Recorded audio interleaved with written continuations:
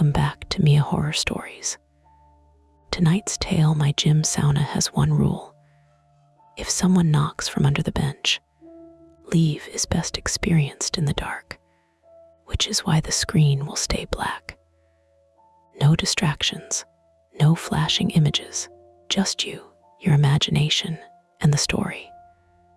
So sit back, relax, and listen all the way to the end, if you dare. The first knock came while I was trying to decide whether the wet black shape beneath the lower bench was a forgotten flip-flop or a clump of hair. It wasn't loud, just 3 soft taps against the wood directly under my left thigh. Tap, tap, tap. I lifted my leg and looked down through the steam. Nothing moved. My name is Daniel Mercer. I was 34 then, male, divorced for 11 months, and still pretending I had joined Harbor Fitness in downtown Pittsburgh because I cared about my cardiovascular health. The truth was less admirable. I had joined because the gym stayed open until midnight, and my apartment in Mount Washington had become unbearable after dark. Too many rooms for one person, too many ordinary sounds that turned into memories if I sat still long enough. The gym gave me somewhere to be. That Tuesday night, I had finished 40 minutes on a treadmill facing the windows along Liberty Avenue, watching buses drag silver reflections through the rain. I had done 3 sets of cable rows, ignored 2 calls from my sister, and spent longer than necessary stretching because there was no reason to hurry home. My right knee had been aching since I slipped on ice the previous winter, and the sauna usually loosened it enough that I could walk down the parking garage ramp without limping. So I was sitting alone on the middle tier, wearing a gray towel and a pair of plastic slides, when something knocked from beneath the bench. I leaned forward, elbows on my knees. The sauna was small enough that I could touch the opposite wall with my foot if I stretched. Cedar boards darkened by years of sweat. An electric heater behind a metal rail. A faded thermometer fixed beside the door, its red needle hovering around 170 degrees. The overhead light was recessed behind a wooden slat, giving everything the jaundiced color of an old photograph. The shape beneath me was only a towel. Someone had kicked it under the bench and forgotten it. Damp, twisted, darker where it had absorbed water from the tile. I stared at it for another few seconds anyway. Then the door opened, and a man stepped inside, bringing a slab of cold locker room air with him.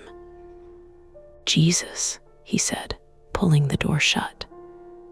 "They've got it cooking tonight." This was Marcus Bell, 42 male, a public defender from Squirrel Hill who came to the gym most evenings after court. He was broad through the shoulders, soft around the stomach, and usually looked as if he had slept in whatever shirt he wore to work. In the sauna, he always wrapped his towel high across his chest and kept his glasses on even though they fogged immediately. He had once told me he hated not being able to see people's faces. Marcus sat on the lowest bench and wiped both lenses with the edge of his towel. "You look concerned," he said. Something knocked. He put his glasses back on. "From where?" I pointed beneath the bench. Marcus looked down, then at me. "Pipes. There aren't pipes under there. Building pipes, wall pipes, mysterious municipal pipes." He leaned back against the cedar. "Downtown is held together by steam tunnels and bribery. It came from the wood, Wood expands 3 times. Organized wood. I laughed, partly because it was funny and partly because I wanted to stop listening for another knock. Marcus smiled and closed his eyes. Rain ticked faintly against the high locker room windows beyond the sauna walls. Somewhere outside, a locker door slammed. A hand dryer started with its usual mechanical howl, ran for 6 seconds, then stopped. The heater clicked as its thermostat cycled. Everything had an explanation. That was the thing I valued about the gym. Even at night, even when only a dozen members remained, nothing was mysterious for long. A crash was a dropped dumbbell. A shout was someone failing a lift. A smear on the tile was spilled protein shake or blood from a shaving cut. And there would be a yellow caution sign over it within 5 minutes. I had developed a dislike of unexplained noises after the divorce. Not fear exactly. I understood how childish that would sound. But in my apartment, when the radiator clanged at 2 in the morning or someone scraped a chair in the unit above me, I had to identify the source before I could sleep. I checked the locks twice, sometimes 3 times. Once I called building maintenance because I heard water running inside the wall and became convinced a pipe had burst. It turned out my upstairs neighbor had left her bathroom fan on. My ex-wife, Elise, used to call it my need to make everything solvable. She did not mean it as a compliment. Marcus poured half a ladle of water over the heater stones. The hiss filled the room, and a cloud of hotter air rolled upward. I turned my face away. You trying to kill us? I'm trying to achieve wellness. You're steaming your glasses again. I don't need vision. I have instinct. The door opened once more. A younger man entered, hesitated when he saw us, then stepped inside with his phone in one hand. This was Owen Price, 26 male, a junior software analyst who worked in one of the glass office towers near PPG Place. He was lean, pale, and permanently tired, with the shallow dents of headphone pads pressed into his hair. Owen tracked everything: calories, sleep stages, resting heart rate, minutes of sunlight. He once showed me a spreadsheet comparing his caffeine intake to his productivity, and seemed genuinely disappointed when I didn't ask to see the formulas. Phones aren't allowed in here, Marcus said without opening his eyes. I'm not filming. That's what people filming say. Owen held up the screen. I'm changing the podcast. You'll cook it. It's rated to 158 degrees. Marcus opened one eye. And what's the room rated at? Owen glanced at the thermometer. He swore under his breath and left immediately. Marcus watched the door swing closed, our nation's brightest minds. A few seconds later, we heard Owen open a locker outside. Metal rattled.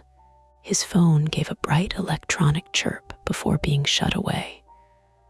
Then there was another sound, a dull scrape under the bench. I stopped smiling. Marcus heard it too. I could tell because his left foot, which had been bouncing against the tile, went still.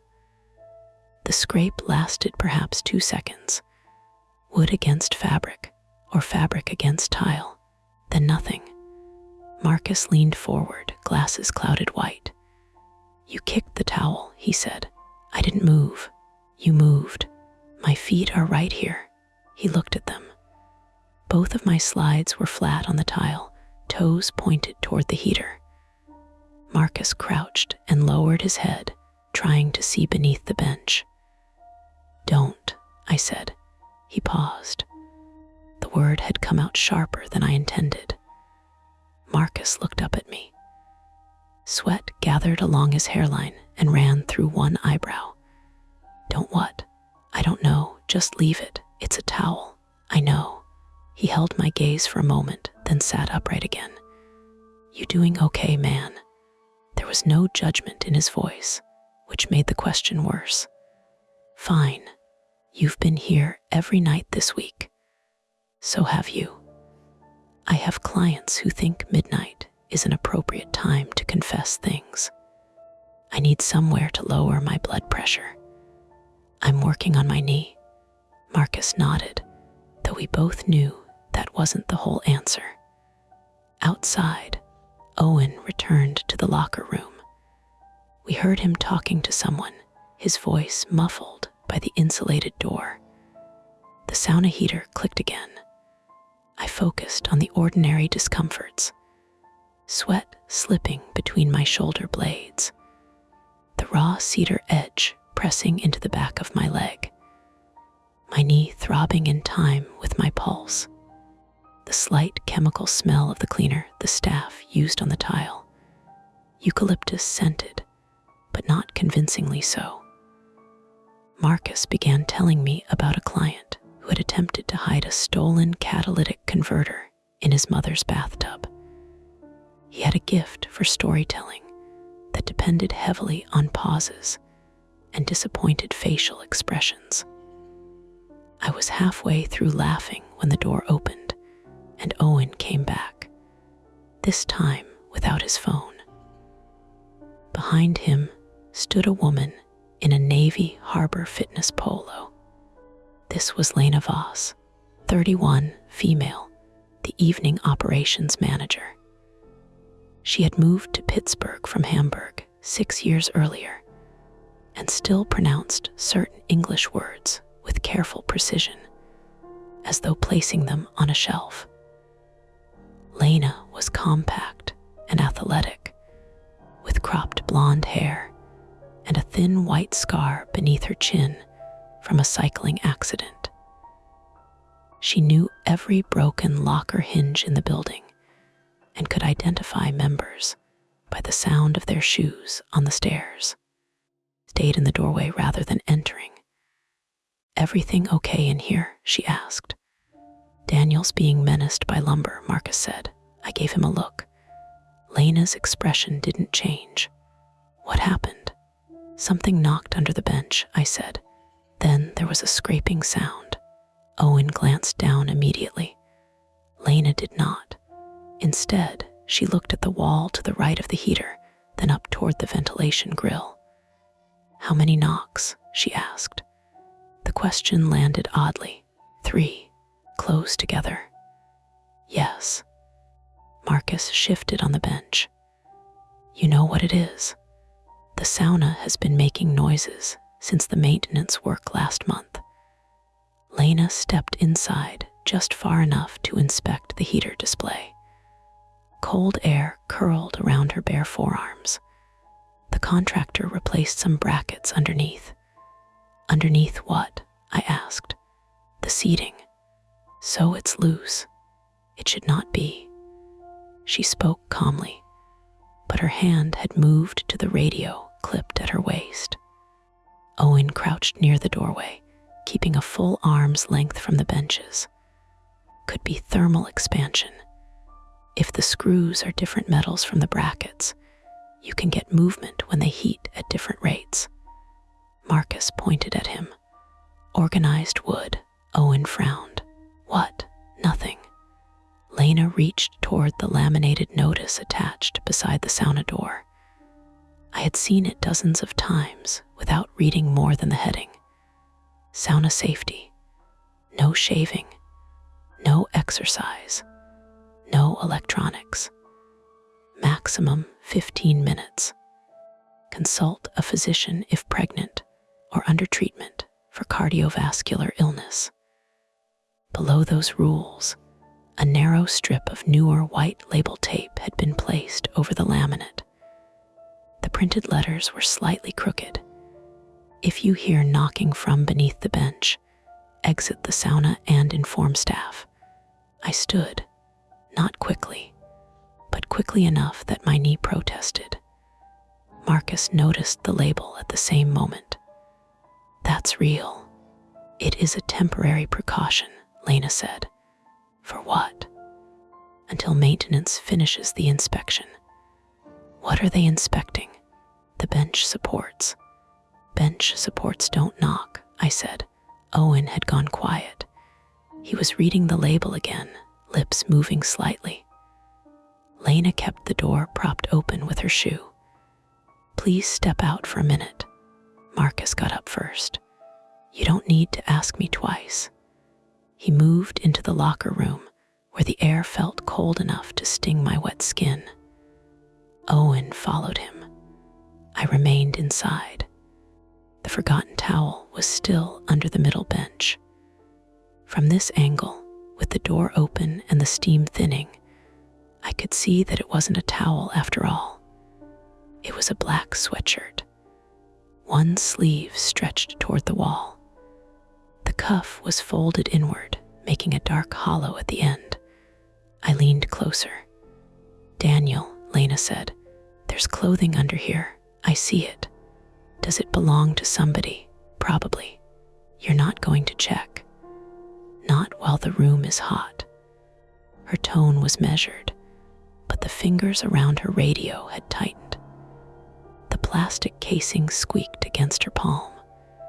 Behind her, Marcus was toweling off his face.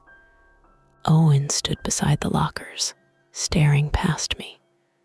"Come out," Marcus said. I should have. There was no good reason not to. The rule was clear. The operations manager was holding the door. My knee hurt. I had already stayed longer than 15 minutes, but I hated leaving questions unanswered. That flaw had followed me through my marriage, through every argument I should have let die, through nights when Elise asked for space, and I stood in the hallway demanding that we finish the conversation because unfinished things felt dangerous to me. I told myself I needed clarity. She told me I needed control. The sweatshirt sleeve moved, barely. A soft, dragging motion, no more than an inch across the tile. Lena saw it. Her radio rose toward her mouth. Then from somewhere beneath the highest bench came a single deliberate knock. Not 3 this time. 1. Lena stepped backward into the locker room. "Daniel," she said, still calm, "you can come out now, or you can help me check what's under there." Marcus stared at her. Those are not the same level of option. Lena didn't respond. She was watching me. The open doorway was less than 6 feet away. Beyond it were bright ceiling panels, lockers, cameras in the hallway, and 3 other adults. Beneath the bench, the black sleeve lay still again. I looked at the exit. Then I looked down, and for reasons I still struggle to defend, I asked Lena what she needed me to do. Lena did not hand me a tool or explain a plan. She reached past me, switched off the sauna heater at the wall control, and said, "First, nobody touches the clothing." Marcus gave a short laugh from the locker room. Excellent. Very reassuring opening sentence. The heater's orange elements dimmed behind the protective rail, but the room did not become cooler in any useful sense. Heat remained trapped in the cedar walls and tile. It pressed against my face, while cold air leaked through the open doorway and struck the sweat along my back. Lena unclipped her radio. "Control, this is Lena. I need maintenance and a second staff member at the men's sauna. Also, pull the hallway camera from the last hour." A burst of static answered. Then a male voice said, "Maintenance left at 9. "What about Greg?" "Greg left sick." Lena's jaw tightened. "Send Caleb. He's helping at the front desk. We've got a member injury." What kind? Possible broken wrist. Lena looked at the clock above the locker room sinks. It was 10:47 p.m. Send him when he can. Copy. Marcus wrapped his towel more securely around his waist. What exactly are we waiting for? For the room to cool. And then we remove the lower access panel and inspect the supports. There's an access panel, Owen asked. He had moved closer without entering the sauna. His eyes kept shifting between the black sweatshirt and the strip of label tape beside the door. Lena pointed to a narrow cedar board running beneath the lowest bench. 4 screw heads were visible along its face, darkened by moisture. That panel. Marcus stared at it. How much space is behind there? Not enough for a person. The answer came too fast. I looked at her. You've checked before. She did not reply immediately. Somewhere in the main gym, a barbell hit rubber flooring with a heavy bounce. A man shouted, "Sorry," followed by the sharp voice of a trainer telling him not to drop it again. Normal sounds. Normal place. Lena stepped into the sauna and crouched near the lower bench, keeping her knees outside the reach of the dark gap beneath it. She shone the flashlight from her phone along the floor. The black fabric was wedged partly behind one of the wooden supports. It looked heavier than an ordinary sweatshirt, soaked through or bundled around something. You said nobody touches it, I said. I'm looking. She angled the light. The beam showed a white logo across the chest of the garment, mostly hidden in folds. A block letter H beneath it, smaller lettering I couldn't read. Owen leaned forward. That could be gym merchandise. We don't sell black sweatshirts, Lena said. Marcus frowned. Maybe a member left it. Maybe. She lowered the light to the tile. There were faint marks in the condensation under the bench. Not footprints, more like streaks where something damp had been dragged back and forth. Lena stood. We're closing the sauna. That seems overdue, Marcus said. She gave him a flat look, then reached for the door. The moment she began to pull it shut, something tapped from behind the lower panel. 2 knocks. A pause. Then 2 more. Lena stopped with her hand on the handle. Owen said, That isn't expansion. No, I said. Marcus's humor disappeared. Call the police. For knocking, Lena asked. For somebody being trapped in a wall. There is no wall cavity large enough. You keep saying that. Because I know the construction. Apparently not well enough to know why it's knocking. Lena inhaled through her nose. She looked irritated, but irritation was easier to show than fear. She raised the radio again. Control. Lock the men's locker room entrance. Do not let anyone else back here. The reply came through static. You want members cleared out? Yes. Tell them the sauna is closed for maintenance. And the locker room, Lena looked at us. Give current occupants 5 minutes to collect their things. After that, nobody enters. The radio crackled. Copy. Marcus pointed at the panel. Police. I will call them if there is evidence of a person in danger. What would qualify? A voice. Visible blood. A missing person report. Damage suggesting forced entry. Knocking from a sealed space doesn't make the list. Lena ignored him. That made Marcus angrier. He stepped toward the sauna, but his bare foot slid slightly on the wet tile.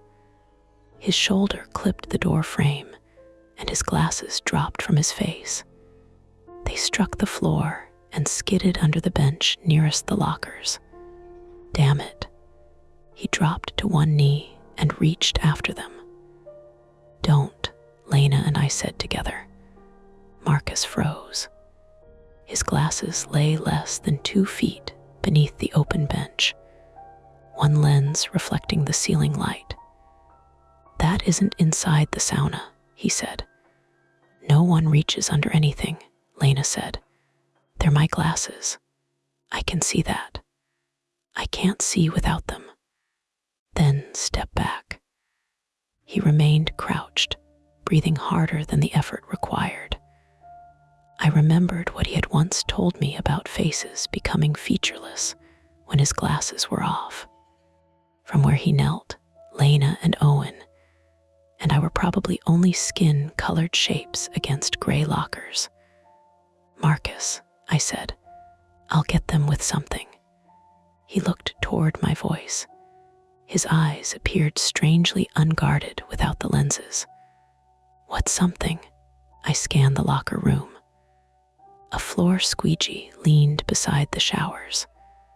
I picked it up and slid the rubber blade beneath the bench.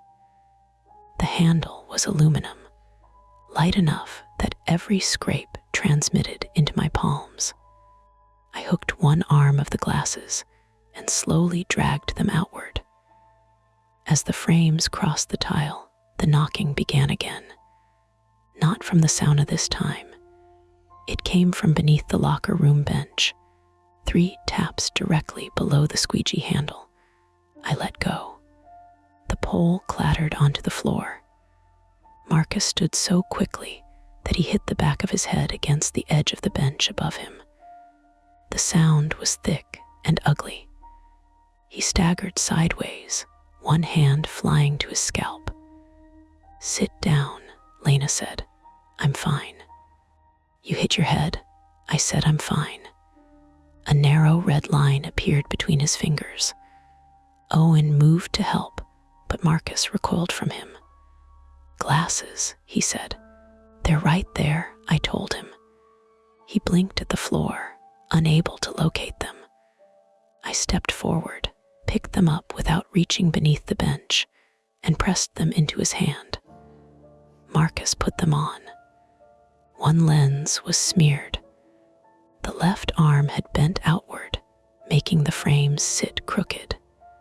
He looked at us one by one, reassuring himself that our faces were still present. Then he looked down at the bench. "Did everyone hear that?" "Yes," Owen said. Lena's radio chirped. "Lena, this is Caleb. I'm outside the locker room. Come in. Lock the door behind you." A moment later, Caleb entered through the far door. Caleb Ward, 22 male, was the youngest member of the night staff. He worked the front desk and cleaned equipment between rushes. He was tall, narrow-shouldered, and wore a red staff shirt one size too large. He had the worried expression of someone accustomed to being blamed for problems he had not caused.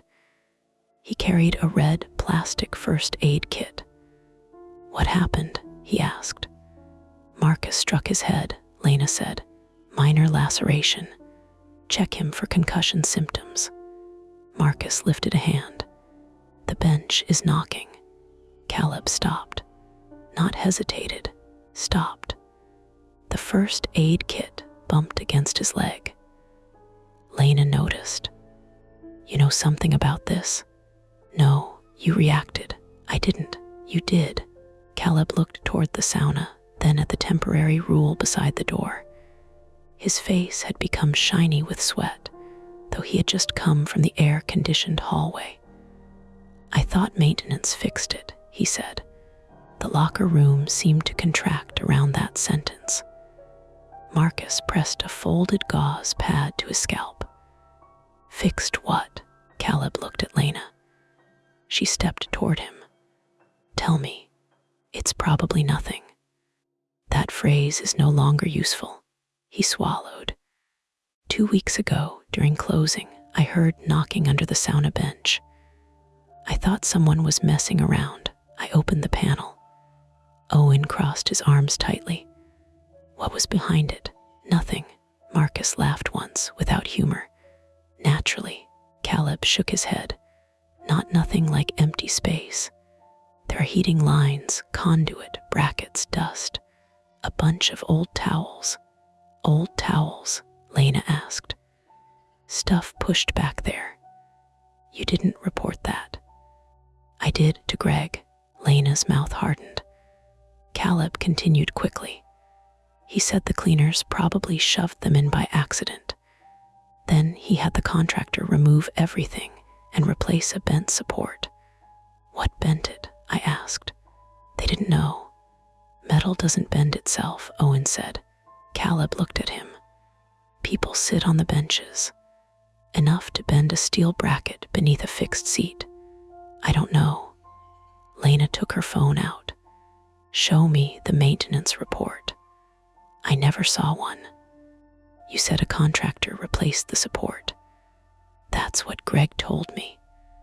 The radio on Lena's belt erupted with static.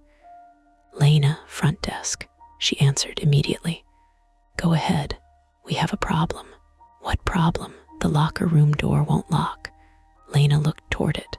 The electronic lock, readers read, but the handle still opens. Also, a member says his brother is missing. Everyone stopped moving. Lena pressed the radio closer. Missing from where? He says they came in together around 9:30. Brother went to the locker room after basketball and never came back. What is the brother's name? Static washed over the answer. Lena adjusted the volume. Repeat. The voice returned, broken but understandable. Evan Rusk, 29, white male, brown hair, gray shorts, black Harbor hoodie. No one looked at the sweatshirt immediately. It was as though all of us needed an extra second before turning toward the sauna. The white logo on the black fabric suddenly made sense. Harbor Fitness. Marcus removed the gauze from his head. Call the police. Lena already had her phone in her hand. Before she could dial, Owen stepped into the sauna. What are you doing? She snapped. He crouched outside the lower bench, eyes fixed on the garment. There could be someone attached to that. Owen, back out. If he collapsed and got wedged, there isn't room. You said that before we knew someone was missing. He reached toward the sweatshirt. Lena caught his wrist. For a second, they stayed like that. Owen bent forward. Lena braced behind him, both sweating in the heat. Then something beneath the bench pulled the black sweatshirt sharply backward. The fabric vanished halfway behind the access panel. Owen stumbled forward as Lena yanked him away. His shin struck the cedar edge, and he went down on both hands with a grunt. From behind the panel came a rapid series of impacts. Not a coded knock now. Banging. Desperate, uneven banging that shook the bench supports and made the loose thermometer chatter against the wall. Caleb backed into the lockers. That didn't happen before. Marcus said, Evan, the banging stopped. We waited. Lena knelt near the door, phone raised, emergency call screen open. Marcus moved closer despite the blood at the back of his head. Evan Rusk, he called. Can you hear me? A faint sound came from beneath the bench. Not words. A strained, breathy noise, followed by one scrape. Then silence. Lena pressed the call button. The phone displayed calling 911. Nothing came through the speaker. She checked the screen. No service, she said. Owen looked at his phone, then remembered it was locked away. The building Wi-Fi, unreliable in the locker rooms. Use the radio, Lena keyed it. Control, call 911. Possible trapped person in the men's sauna. Do it now. Static. Control, confirm. Nothing. She tried again. Only a dry hiss answered. Caleb pulled his own phone from his pocket. One bar appeared, vanished, then returned. I'll go to the front desk. Lena pointed at him. Take Marcus with you. Get police and fire. Nobody else comes in. Marcus shook his head. I'm not leaving. You have a head wound. And there may be a man trapped under that bench. You can't see clearly, and you may have a concussion. I can see well enough. The banging resumed, harder this time. The lower cedar panel bowed outward between two screws. Owen stared at it. Something's pushing from the other side. Or someone, I said. The screws squealed in the wood. One of them shifted forward by a fraction of an inch. Lena looked at the thermometer, then at the heater control. The heater is off, she said. The red needle had climbed past 180 degrees. For a moment, nobody spoke. Owen touched the wall, then snatched his fingers back. It's hotter. That gauge could be wrong, Caleb said. Lena stepped to the control box and pressed the power button twice. The display remained dark. Behind the metal guard, however, the heater elements began to glow again. A low electrical hum rose inside the wall.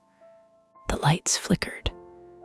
Then the sauna door swung shut on its hydraulic hinge, and the magnetic latch caught with a solid click. Lena grabbed the handle. It would not open. She pulled harder. The door flexed in its frame, but stayed sealed. Owen was inside with her. So was I, Marcus, and Caleb stood on the other side of the glass, their faces warped by steam and reflection. Caleb seized the exterior handle. Marcus joined him. Together they pulled. Nothing. Lena hit the emergency release beside the frame. The plastic button depressed without resistance. It had already been broken. The temperature needle climbed another degree. Beneath the lower bench, the panel bowed outward again. This time one screw tore free and struck the glass door. The sharp metallic ping made everyone flinch. Through the widening gap behind the panel, something pale appeared for half a second and withdrew. A hand, I thought, or part of one. Then the lights in the locker room went out. The heater continued glowing, and from the darkness behind the bench, a man's voice finally said, very quietly, "Don't open it." For a few seconds after the lights went out, nobody moved. The heater gave us all the light we had.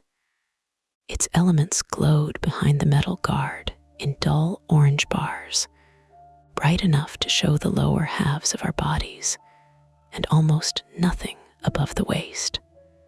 Lena stood nearest the door, one hand still around the handle. Owen was on the floor beside the lowest bench. I was between them, close enough to the heater that the skin along my left arm had started to sting. Behind the loosened access panel, the voice did not speak again. Marcus struck the glass with the heel of his hand. "Daniel, I'm here. Lena, here. Owen, yeah." The responses sounded too quick, like a roll call after an accident. Caleb's phone flashlight came on outside.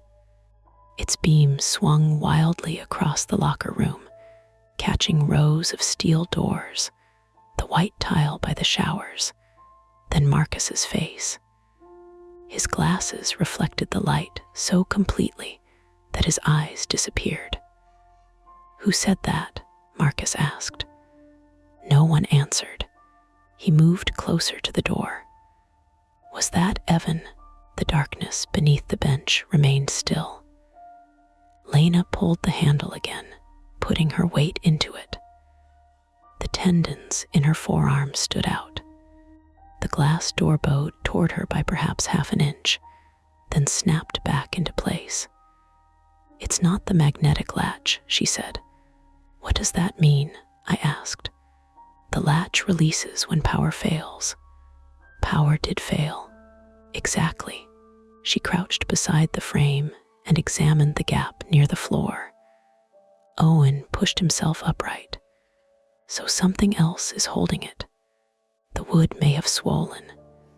In 3 seconds, Lena did not answer. The air had changed already. Without the ventilation fan, sweat no longer evaporated from my skin.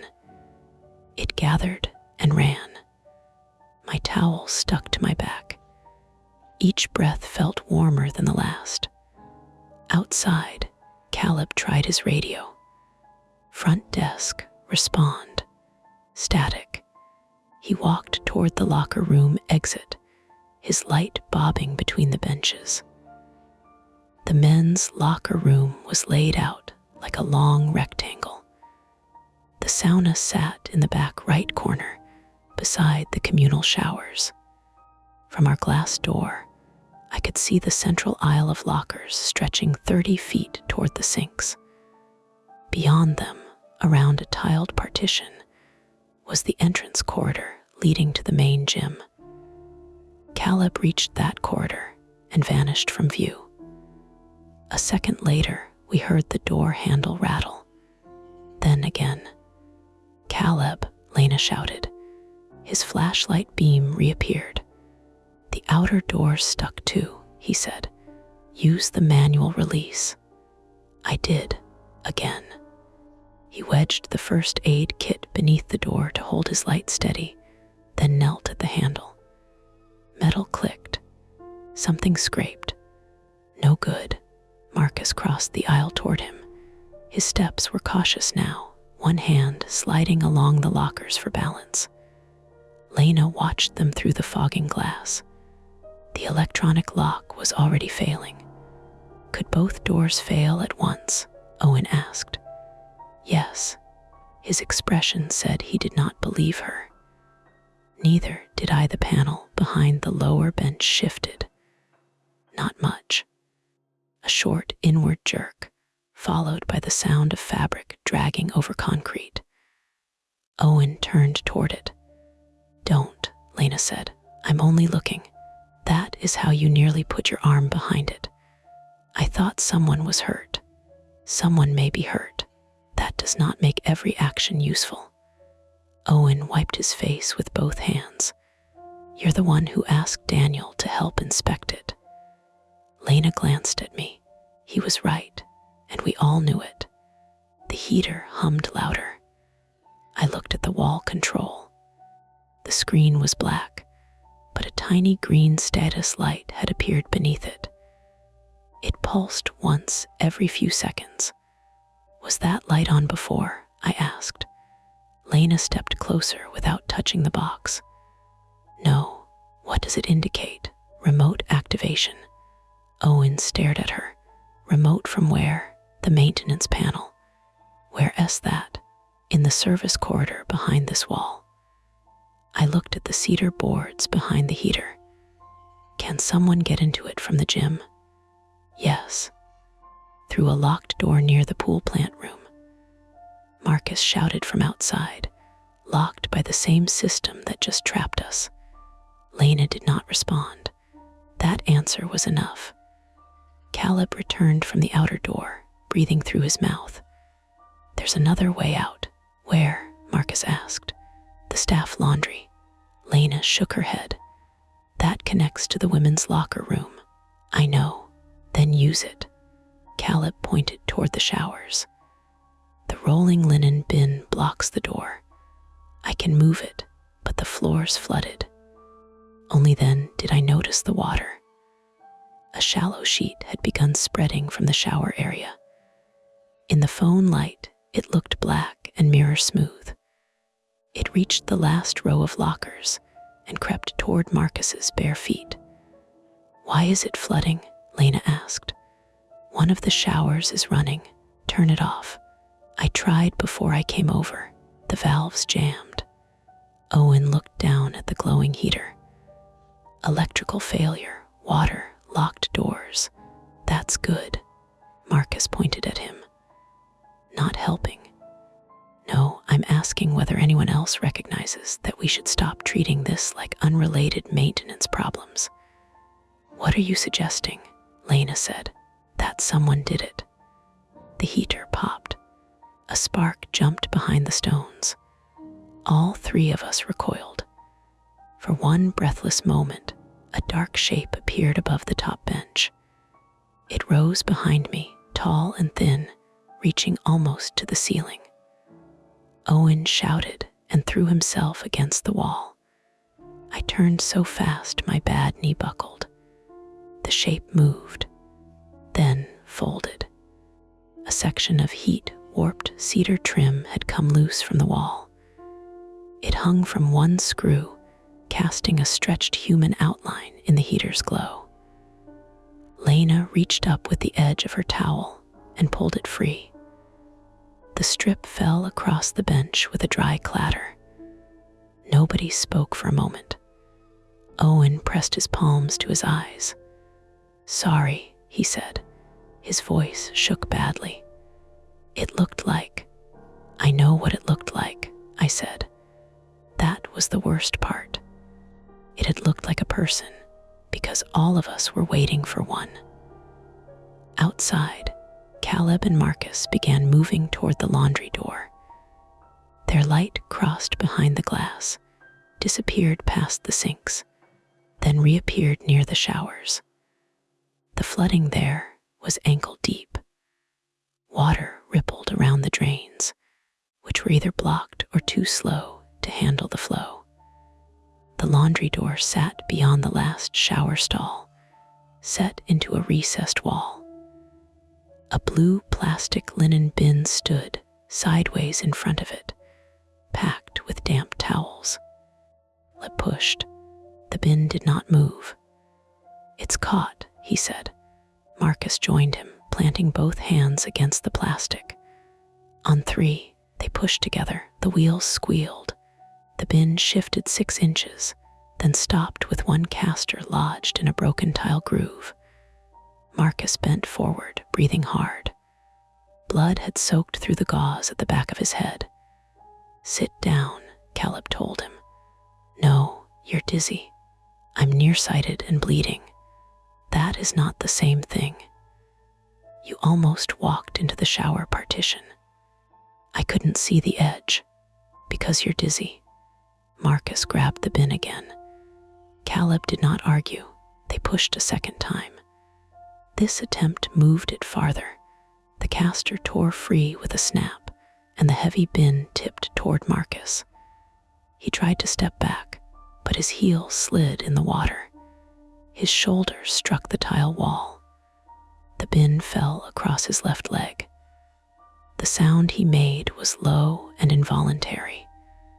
Caleb dropped his phone. It landed face up in the water, flickered, and went dark.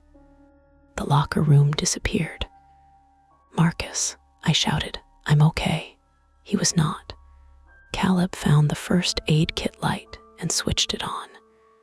The beam showed Marcus pinned from the knee down beneath the edge of the bin. His face had gone gray.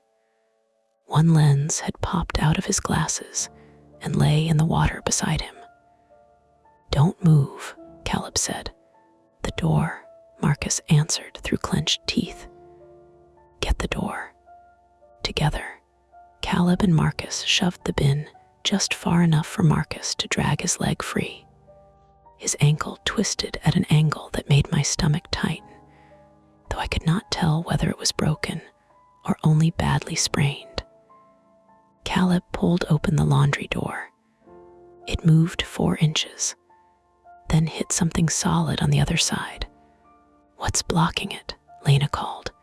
Caleb leaned into the gap. "Laundry carts, maybe 2. Can you squeeze through?" "No. Can you push them?" "Not from this side." The first escape attempt had failed. Worse, Marcus could no longer put weight on his left foot.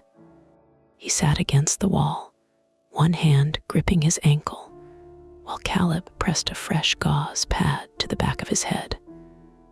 Water flowed around their hips and toward the center aisle. Inside the sauna, the thermometer read 188. I no longer trusted the exact number, but I trusted what my body was telling me. My pulse hammered in my throat. The edges of my vision had begun to grain. Owen's skin was flushed deep red across his chest and neck. Lena picked up the loose strip of cedar trim. "We break the door with that?" Owen asked. "We use it to strike the corner of the glass. Sauna glass is tempered. It can still break and explode inward. It breaks into cubes. At this temperature, with bare skin, we do not have good options." She wrapped the strip in her towel and handed me one end. The door opened outward into the locker room, meaning even if we shattered it, the glass would mostly fall away from us. Mostly. Lena positioned us near the lower corner, farthest from the hinges. "Hit the same point," she said. "What about Marcus and Caleb? They move back." She shouted the warning through the glass. Caleb helped Marcus crawl along the wet floor toward the lockers. Marcus used his elbows and good leg, leaving a thin smear of diluted blood behind him. "Ready?" Lena asked. Owen stood behind the middle bench, using it as cover. I tightened both hands around the cedar strip. My knee trembled. "Ready?" We swung. The wood struck the glass with a flat, heavy bang. Nothing happened. Again. The impact vibrated into my wrists. A tiny white mark appeared near the bottom corner. "Again," Lena said. We hit it a third time. The cedar split down the middle. One jagged half tore through the towel and sliced across Lena's palm. She dropped it. Blood immediately beaded along the cut. Owen stared at the door. It marked. The white point had widened into a shallow star, no larger than a coin. Lena wrapped her injured hand in the towel. "We need something metal." "The heater rail?" I asked. "It's bolted down." Owen looked at the loose access panel screw on the floor. "No," Lena said before he moved. "It's metal. It is the size of my finger. We only need a hard point." He picked it up. The screw was hot enough that he hissed and dropped it into the folds of his towel. Then he held the point against the center of the white mark while I positioned the cedar behind it. "This is a bad idea," I said. "Yes," Owen replied. "Do it." I struck the head of the screw. The glass clicked. A thin crack shot upward 6 inches. We all stepped back. For half a second, hope moved through the room. Then the crack stopped. The door remained intact. I struck again. The screw slipped sideways and cut Owen across the thumb. He jerked away, and the cedar smashed into the glass above the damaged point. The entire pane flexed, but it did not break. "Outside," Marcus said. "Stop." His voice was weak but clear. "What?" Lena asked. "Look at the frame." Caleb shone the first aid light from the side. A narrow steel bar had dropped into place along the outside edge of the door. It was part of the automatic closing assembly, normally hidden above the frame. But now it had slid down like a bolt and wedged itself between the glass door and the jamb. We had been hitting the wrong problem. "The fire shutter," Lena said. Owen looked at her. "The what?" "It's supposed to seal the room if the heat sensor detects a fire. So it thinks there's a fire. Or someone triggered the test mode. Can Caleb lift it?" The bar ran from shoulder height to the floor, guided through a metal track. Caleb tried to pry it upward with the first aid case handle. It did not move. "Reset panel," Lena said. Marcus closed his eyes. "Where?" "The same service corridor, behind the sauna wall." The second attempt had only revealed another lock. Beneath the bench came a wet cough. Not the heater, not the pipes, a human cough. I dropped to one knee before Lena could stop me. Evan, something struck the back of the panel once. Evan, are you trapped? A whisper came through the gap. Air. That single word changed the room. Owen crouched beside me. He needs air. The service cavity may connect to the corridor, Lena said. Then why can't he get out? We don't know that it's him. A hand slid into the gap. This time, there was no mistaking it. Pale fingers, scraped knuckles, black grime packed beneath the nails.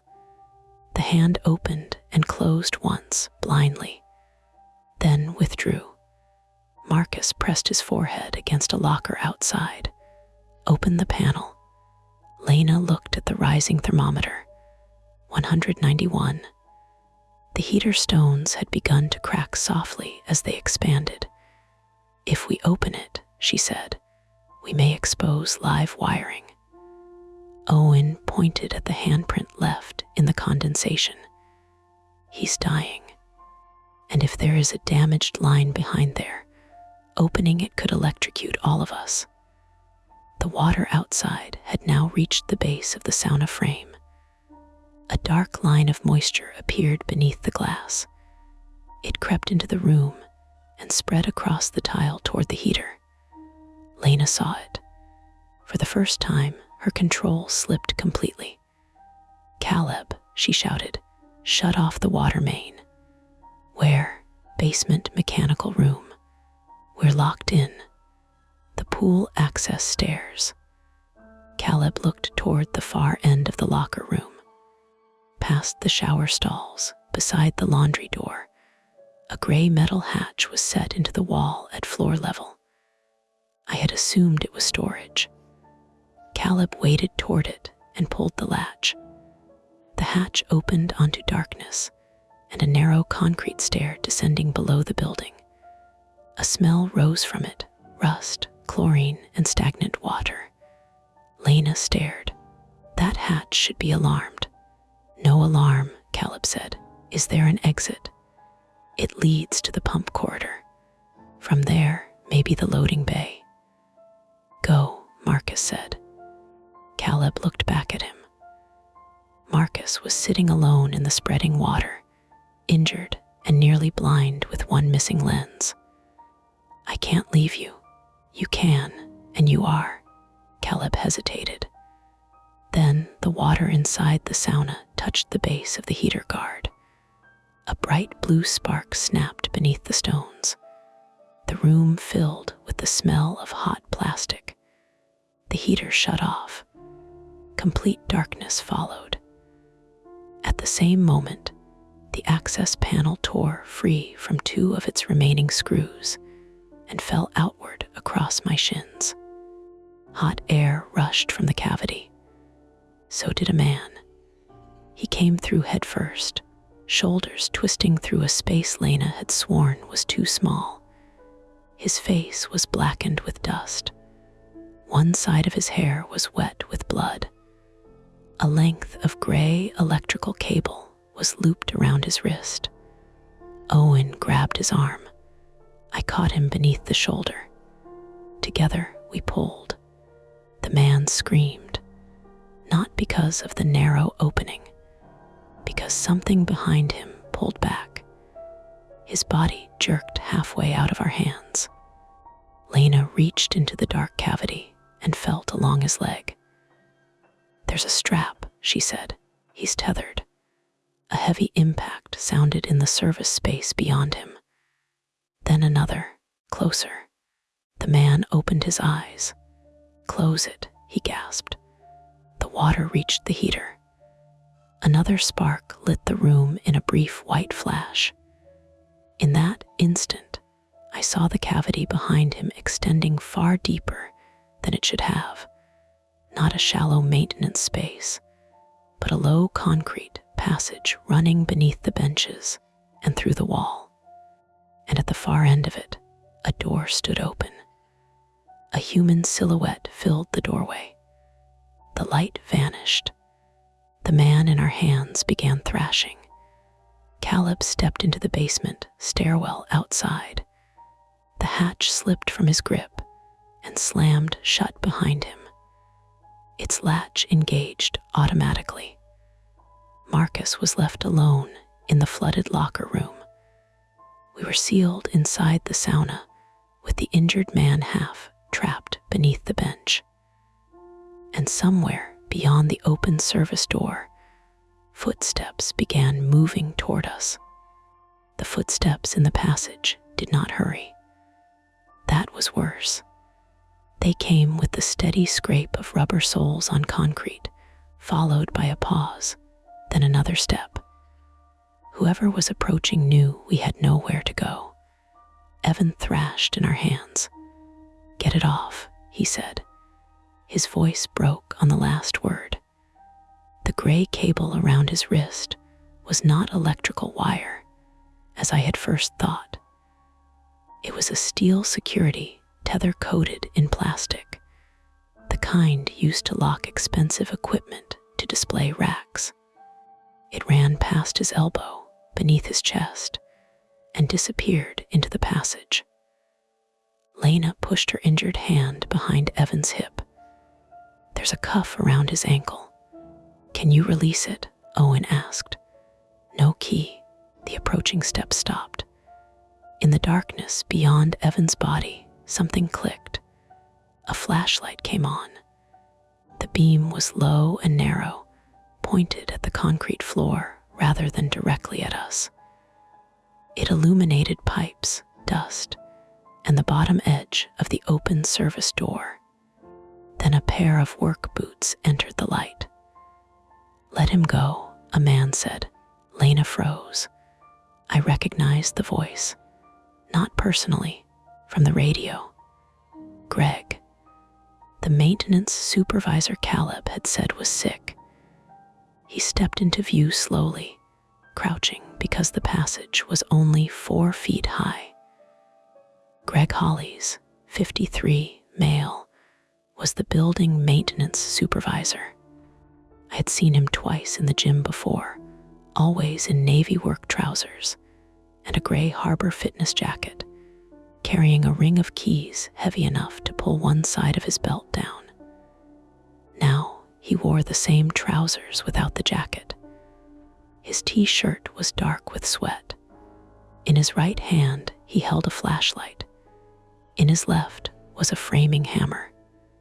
No mask. No attempt to hide his face. That frightened me more than anything else had. People conceal themselves when they expect witnesses to survive. "Greg," Lena said. Her voice was controlled again, but she shifted her body between him and Owen. "What did you do?" Greg angled the flashlight toward Evan. "I told him not to crawl in there." Evan gave a weak, bitter laugh. "You pulled me in.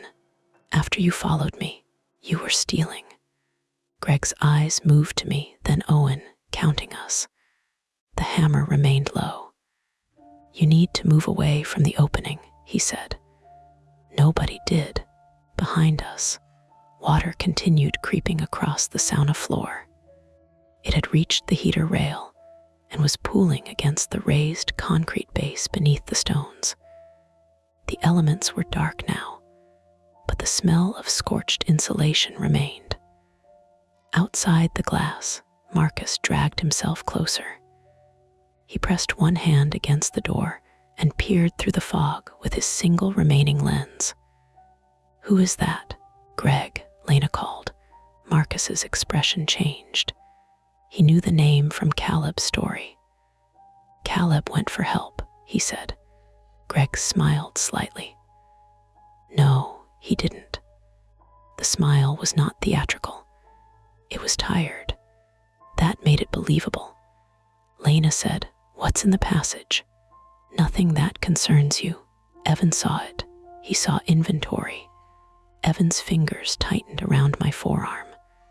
Phones, watches, wallets, bags. Owen stared at Greg. From the lockers, Greg looked annoyed now. "Members leave thousands of dollars unattended every night. The cameras don't cover the changing areas. The electronic locks record failures, not who causes them. Lena glanced toward the black wall control. You've been triggering faults. For months, the bench rule kept people from looking. A small silence followed, the ridiculous label, the crooked tape, the maintenance story. Greg had turned the truth into something people would laugh at. If a bench knocked, they left. If someone asked why, staff blamed expansion. Anyone who heard movement beneath it became part of the joke. Marcus struck the glass. You trapped a man in their overstolen phones. Greg looked past us toward him. He wasn't supposed to be here. Evan coughed, and a string of saliva fell from his mouth to the tile. He followed Greg through the pool corridor, Lena said. Evan nodded once. My locker was empty. Phone, wallet, keys. I saw him pushing a laundry cart. Heard my phone ringing inside. Greg's jaw tightened. You should have gone to the desk. I did. You were at the desk. The statement landed. Greg had controlled both the theft and the report. He had probably been the one answering Lena's radio earlier, until communication became inconvenient. Lena understood it too. Who is at front control now? Nobody. What happened to the member with the broken wrist? There was no injured member. The distraction had kept Caleb at the front. The footsteps, the heater, the locked doors, the flooding, none of it had been random. Greg had been moving through the service corridor, manipulating systems, while we reacted exactly as he expected. Felt stupid, then angry. Anger was useful for 3 seconds. After that, the heat and dehydration turned it into nausea. My vision pulsed. We need to get Evan out, I said. Greg lifted the hammer. No, it was a small movement, enough. Owen stepped backward. Lena did not. You cannot get out through the sauna, Greg said. The shutter is down. The locker room door is pinned. The basement hatch is locked. What do you plan to do? Lena asked. Greg looked toward the water. Electrical fire. Owen whispered, Jesus. The building is old, Greg continued. Everyone knows that. Faulty heater, flooded floor, failed safety systems, and 4 bodies, Marcus called from outside. Greg looked at him again. 5. He knew Caleb was below. Lena's face changed at that. Not fear, calculation. The sauna floor was now slick beneath my knees. Evan's torso lay across the fallen access panel, his hips still wedged in the opening. The tether kept one leg drawn backward. The old cedar strip rested near Lena's foot. The hot screw lay beside Owen. The squeegee remained outside, halfway under the locker room bench. Everything we had tried and failed to use was still somewhere nearby. Greg shifted the flashlight to his mouth and reached toward Evan's tether with his free hand. Push him back. No, I said. He stopped. The hammer rose another inch. You don't understand the position you're in. I understand it.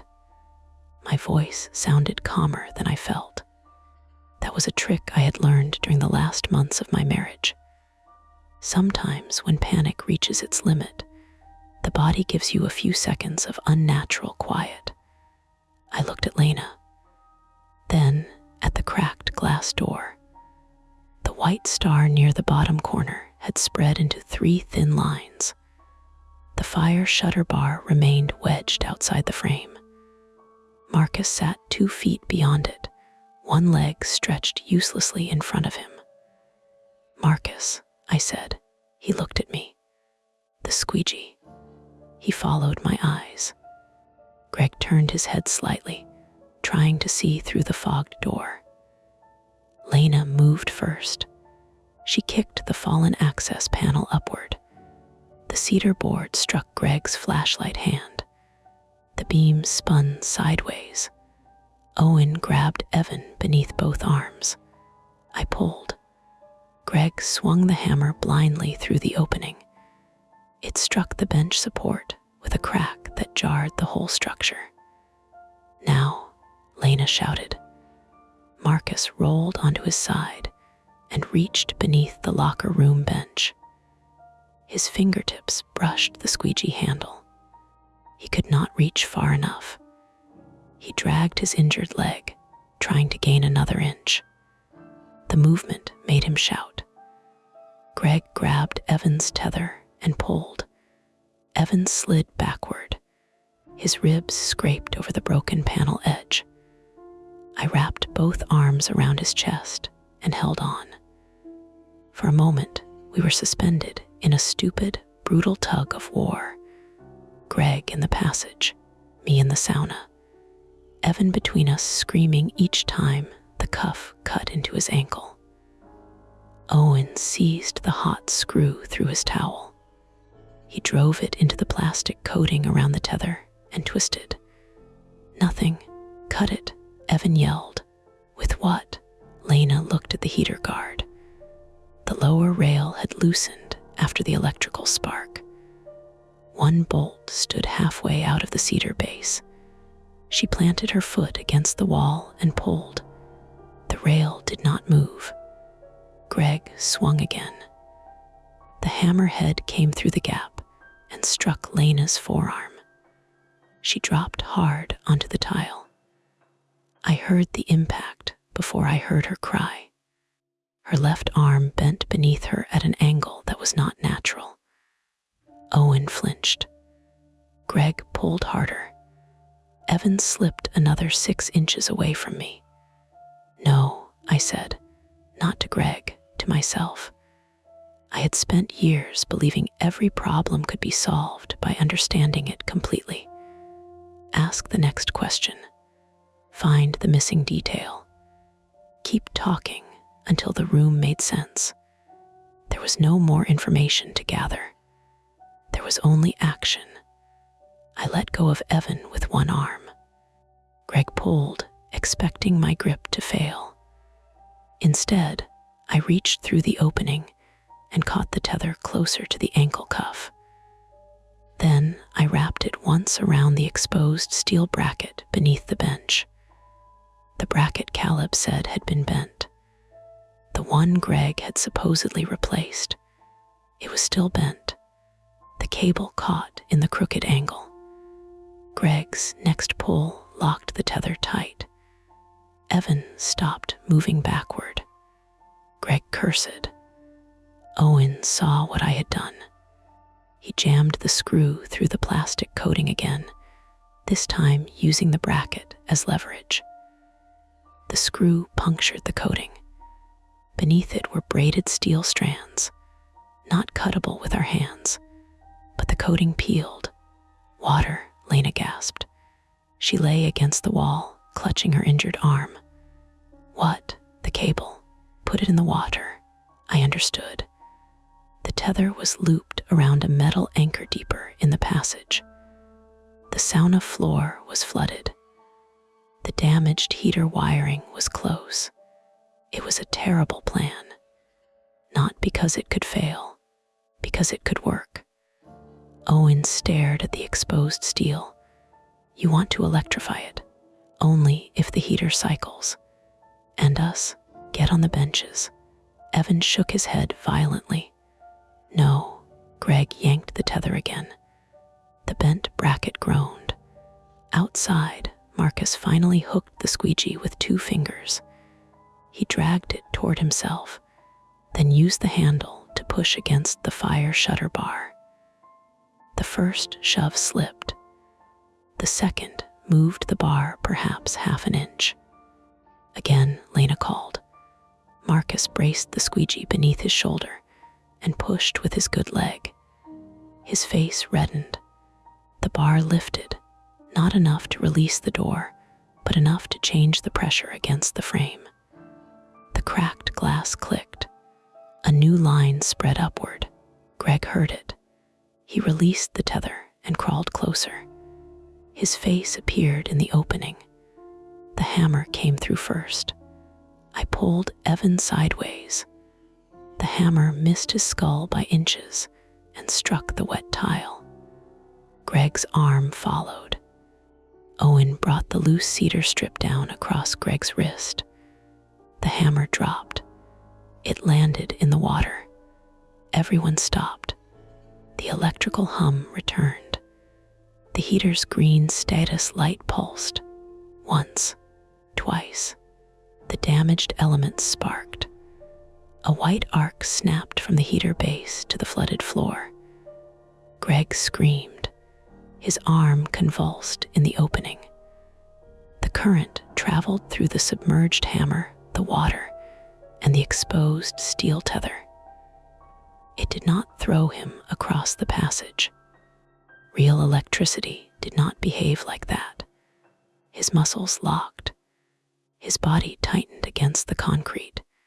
His jaw clenched so hard I heard his teeth click. Evan jerked too. The cuff around his ankle transmitted part of the charge. Owen grabbed him instinctively. I knocked Owen's hands away. Bench. We hauled Evan's upper body onto the middle cedar tier, lifting his arms and chest clear of the floor. His trapped leg remained lower. The current lasted less than 2 seconds. Then the breaker tripped. Darkness. Greg collapsed out of sight. The air filled with the smell of burned dust and wet metal. Evan stopped breathing. No, Owen said. He leaned over Evan's face. No, no, no. Lena dragged herself upright using her good arm. Check pulse. Owen pressed 2 fingers to Evan's neck. I can't tell. Chest compressions. He's half trapped. Then get him out. The tether had gone slack. Electrical surge had not cut it, but something deeper in the passage had released the anchor, the lock, or Greg's grip. I pulled Evan's ankle forward. The cuff snagged on the broken panel. Owen lifted the leg. Together, we dragged him free. His left ankle was badly swollen and ringed with torn skin. His lips had a gray-blue cast. Owen began compressions on the sauna floor, 30 hard pushes. The wet tiles squeaked beneath his knees. Lena counted. Marcus continued forcing the shutter bar outside. Every push looked smaller than the last. Daniel, he gasped. I went to the glass. The crack had reached halfway up the door. Hit it, Marcus said. With what? He slid the squeegee handle under the gap. The aluminum end entered the sauna by 2 inches. I grabbed it. Marcus let go and collapsed onto his back. I raised the handle and struck the white star. Once. The glass held again. A cube of glass popped outward. A hole the size of a thumb appeared. Cool air hissed through it. I struck around the hole. Tempered pain failed all at once. It did not fall in one sheet. It collapsed into thousands of blunt-edged cubes, pouring across the floor and over my feet with a noise like a truck dumping gravel. Air rushed into the sauna. Real air. Cooler, thinner, carrying chlorine and the metallic smell of blood. I cleared the lower frame with the squeegee. Owen kept compressing Evan's chest. 28, 29, 30. Evan coughed. It was wet and weak, but it was a cough. Owen rolled him onto his side. Evan vomited onto the tile and drew a ragged breath. Nobody celebrated. We were too damaged for that. Behind the open panel, Greg moved, a scrape, then a low groan. I picked up the hammer from the water using the dry end of Lena's towel. She saw me. Don't go in. He could trigger something else. Or he could be dying. The old argument, the need to know, the need to finish. I looked into the passage. Greg lay 12 feet away beneath a conduit rack. His right hand was burned. His body twitched in small, irregular movements. The flashlight rested near his face, still glowing. Beyond him, the service door remained open. Rows of plastic storage tubs lined the corridor.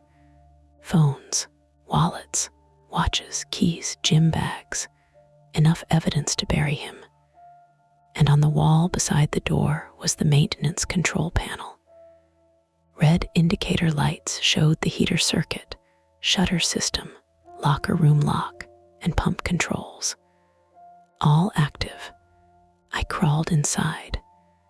Every part of my body objected. My knee dragged.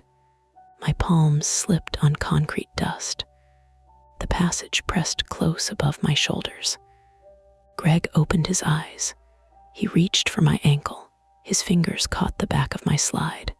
I kicked once. My bad knee folded. Pain tore up my thigh. Greg pulled himself toward me. I swung the hammer, not at his head, at the key ring on his belt. The hammer claw caught the chain and tore it free. Greg grabbed my wrist. His hand smelled burned. I struck his forearm with the handle until his grip loosened. Then I crawled backward with the keys. He followed for 2 feet, stopped. His body no longer had enough strength. At the sauna opening, Lena used her good hand to guide me out. I found a square brass key marked fire override. It fit the external shutter release. Marcus, lying amid glass and water, laughed when the bar lifted. Not because anything was funny, because the door opened. We moved Evan first, then Lena. Owen crawled through after them. I stayed long enough to turn the sauna heater breaker off at the wall and remove the key. The locker room exit remained jammed, but Greg's ring held another key marked service. It opened a narrow door behind the last row of lockers, leading into the same pool plant corridor Caleb had entered from below. We found Caleb halfway up the concrete stairs. He was sitting against the wall with a split lip and a deep cut across one shoulder. Greg had met him in the pump corridor before returning through the service passage. Caleb had fought back, lost his phone, and crawled into a valve recess when Greg left him for dead. He had managed one thing. He had opened the loading bay fire door before collapsing. Cold rain blew through it. A truck driver making a delivery to the hotel next door saw us emerge. That was how help finally came. Not suddenly, not cleanly. The driver called 911. Police arrived 7 minutes later. Fire crews shut down the electrical systems and entered through the loading bay. Paramedics stabilized Evan, splinted Lena's arm, immobilized Marcus's ankle, and treated Caleb for blood loss. Greg was removed from the service passage alive. Barely. He had severe electrical burns, a fractured wrist, and damage to his heart rhythm. He survived surgery and was taken into custody from the hospital 3 days later. Evan survived too. The current had caused a brief cardiac arrest. His ankle was fractured. 2 ribs broke during Owen's compressions. He later said the pain from those ribs was the first thing he remembered after the darkness. Marcus had a concussion, a fractured fibula, and ligament damage that required surgery. Lena's forearm was broken in 2 places. Caleb needed 41 stitches. Owen lost part of the sensation in his cut thumb after a tendon injury we had not noticed in the heat. My knee required reconstruction. None of us walked out unharmed, but we walked out. The rule beside the sauna door had been right all along. Not because something impossible lived under the bench. Because Greg had needed people to leave before they looked closely enough to see what a man could hide beneath an ordinary place. The first thing I remember after the loading bay was a paramedic cutting off my plastic slide. He used trauma shears, though there was nothing wrong with the shoe. My right knee had swollen so quickly that the strap had become trapped against the side of my foot, and when he tried to pull it free, I shouted loud enough for the truck driver to step backward into the rain. "Sorry," the paramedic said. He was young. Freckles, wet hair, navy jacket with Pittsburgh EMS across the chest. His voice stayed level, even while the building alarms wailed behind him, and firefighters moved in and out of the loading door carrying equipment. "I need to see the leg." "Old injury." "Not anymore." He cut the slide. The two pieces landed in a shallow stream running toward a storm drain. For several seconds, I stared at them as if they mattered. That was how the mind behaved after something too large. It attached itself to a broken sandal because the other facts would not fit anywhere yet. Greg was still inside. Evan was not breathing properly. Lena's forearm had a bend in it. Marcus kept asking whether someone had found the missing lens from his glasses, and I was angry about a $12 shoe. The paramedic wrapped my knee in a vacuum splint and asked my name 3 times. I answered correctly twice. On the 3rd attempt, I gave him my apartment number. They separated us before transport. Evan left first, surrounded by people. One paramedic squeezed a bag over his face, while another monitored his chest. His skin looked waxy beneath the loading bay lights. Owen stood close enough to touch the stretcher, but kept his hands pressed flat against his own thighs. "Is he alive?" he asked. Nobody answered immediately. Then a paramedic said, "He has a pulse. Not good, not stable. A pulse." Owen nodded as if someone had given him instructions. Marcus was placed on a second stretcher. He resisted the neck brace until Lena told him to stop being difficult. She was sitting on the concrete with her injured arm supported across her lap, pale and sweating. But her tone still carried enough authority that he let the paramedics fasten it. "You are enjoying this," Marcus told her. "Yes," she said. "This has all been very convenient for me." He laughed once and then winced because laughing moved his injured leg. Caleb sat beneath the raised loading door with an oxygen mask over his face. Blood had soaked the entire shoulder of his red staff shirt. A firefighter crouched beside him, asking how Greg had reached the pump corridor. "Service stairs," Caleb said. "He knew I'd go for the valves." "You fought him." Caleb looked embarrassed. "I tried." He had done more than try. We learned later that Greg struck him with a pipe wrench and shoved him against a valve wheel.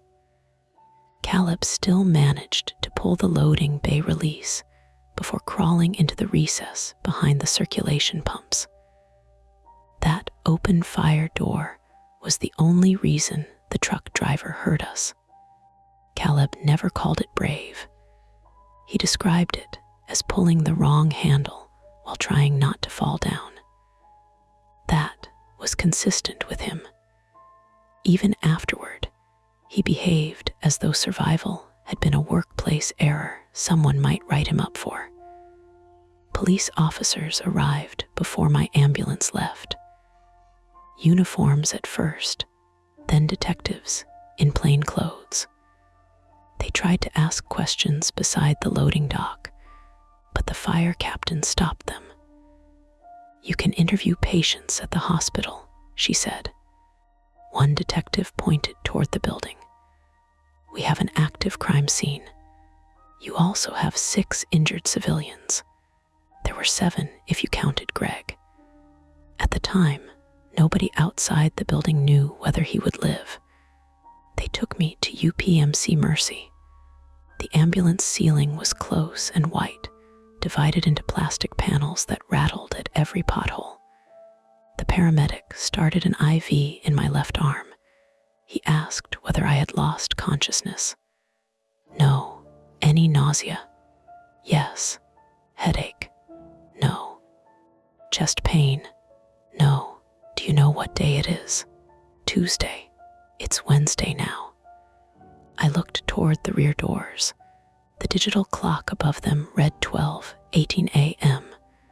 Something about crossing midnight in the ambulance felt unfair. Tuesday had contained the gym. Wednesday should have begun somewhere else.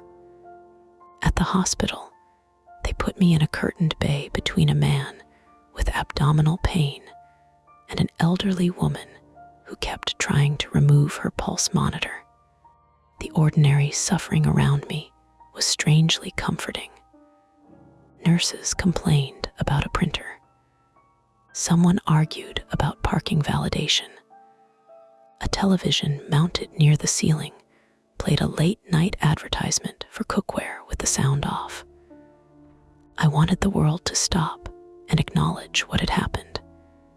Instead, a nurse asked whether I was allergic to latex. X-rays showed no fresh break, but an MRI the next morning found a torn anterior cruciate ligament and damage to the meniscus. The orthopedic surgeon said the earlier injury had probably weakened the joint. "When did it give way?" he asked. "In a tunnel under a sauna." He waited for clarification. I did not provide any. My sister, Rebecca, arrived just after 2 in the morning. Rebecca Mercer, 38, female, worked as a respiratory therapist at another hospital and had spent years developing the ability to recognize a lie before I finished telling it. She entered my bay wearing sweatpants, an old Steelers jacket, and the expression she had used at our father's funeral when relatives asked whether she needed anything. "You ignored my calls," she said. "I was busy." She looked at the splint, the IV, the abrasions on my hands. "I see that." Then she sat beside the bed and took my wrist. She did not hug me. I was grateful. The detectives interviewed me at 4:40 a.m. There were 2 of them. Detective Nora Hale, 46, female, did most of the talking. Her partner, Detective Louis Ortega, 39, male, took notes on a yellow pad and occasionally stopped to ask about distances. How far was the service opening from the door? 6 feet, maybe. How long was the passage? From the sauna to the maintenance room, 12 or 15 feet. Could you stand? No. Did Mr. Hollies say he intended to kill you? He said there would be an electrical fire. Hale glanced at Ortega. That is not exactly what I asked. He knew the water was rising. He knew the heater was live. He said there would be 5 bodies. Those were his words. Yes, I closed my eyes. The detective waited.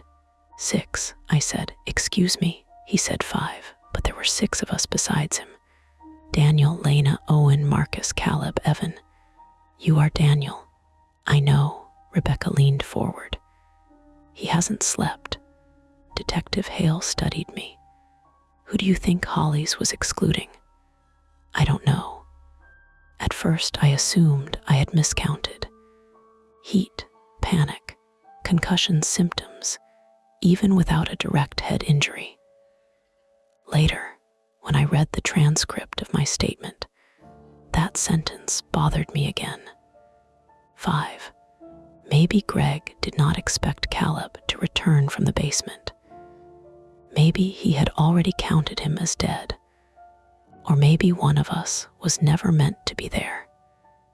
The police searched Harbor Fitness for 3 days.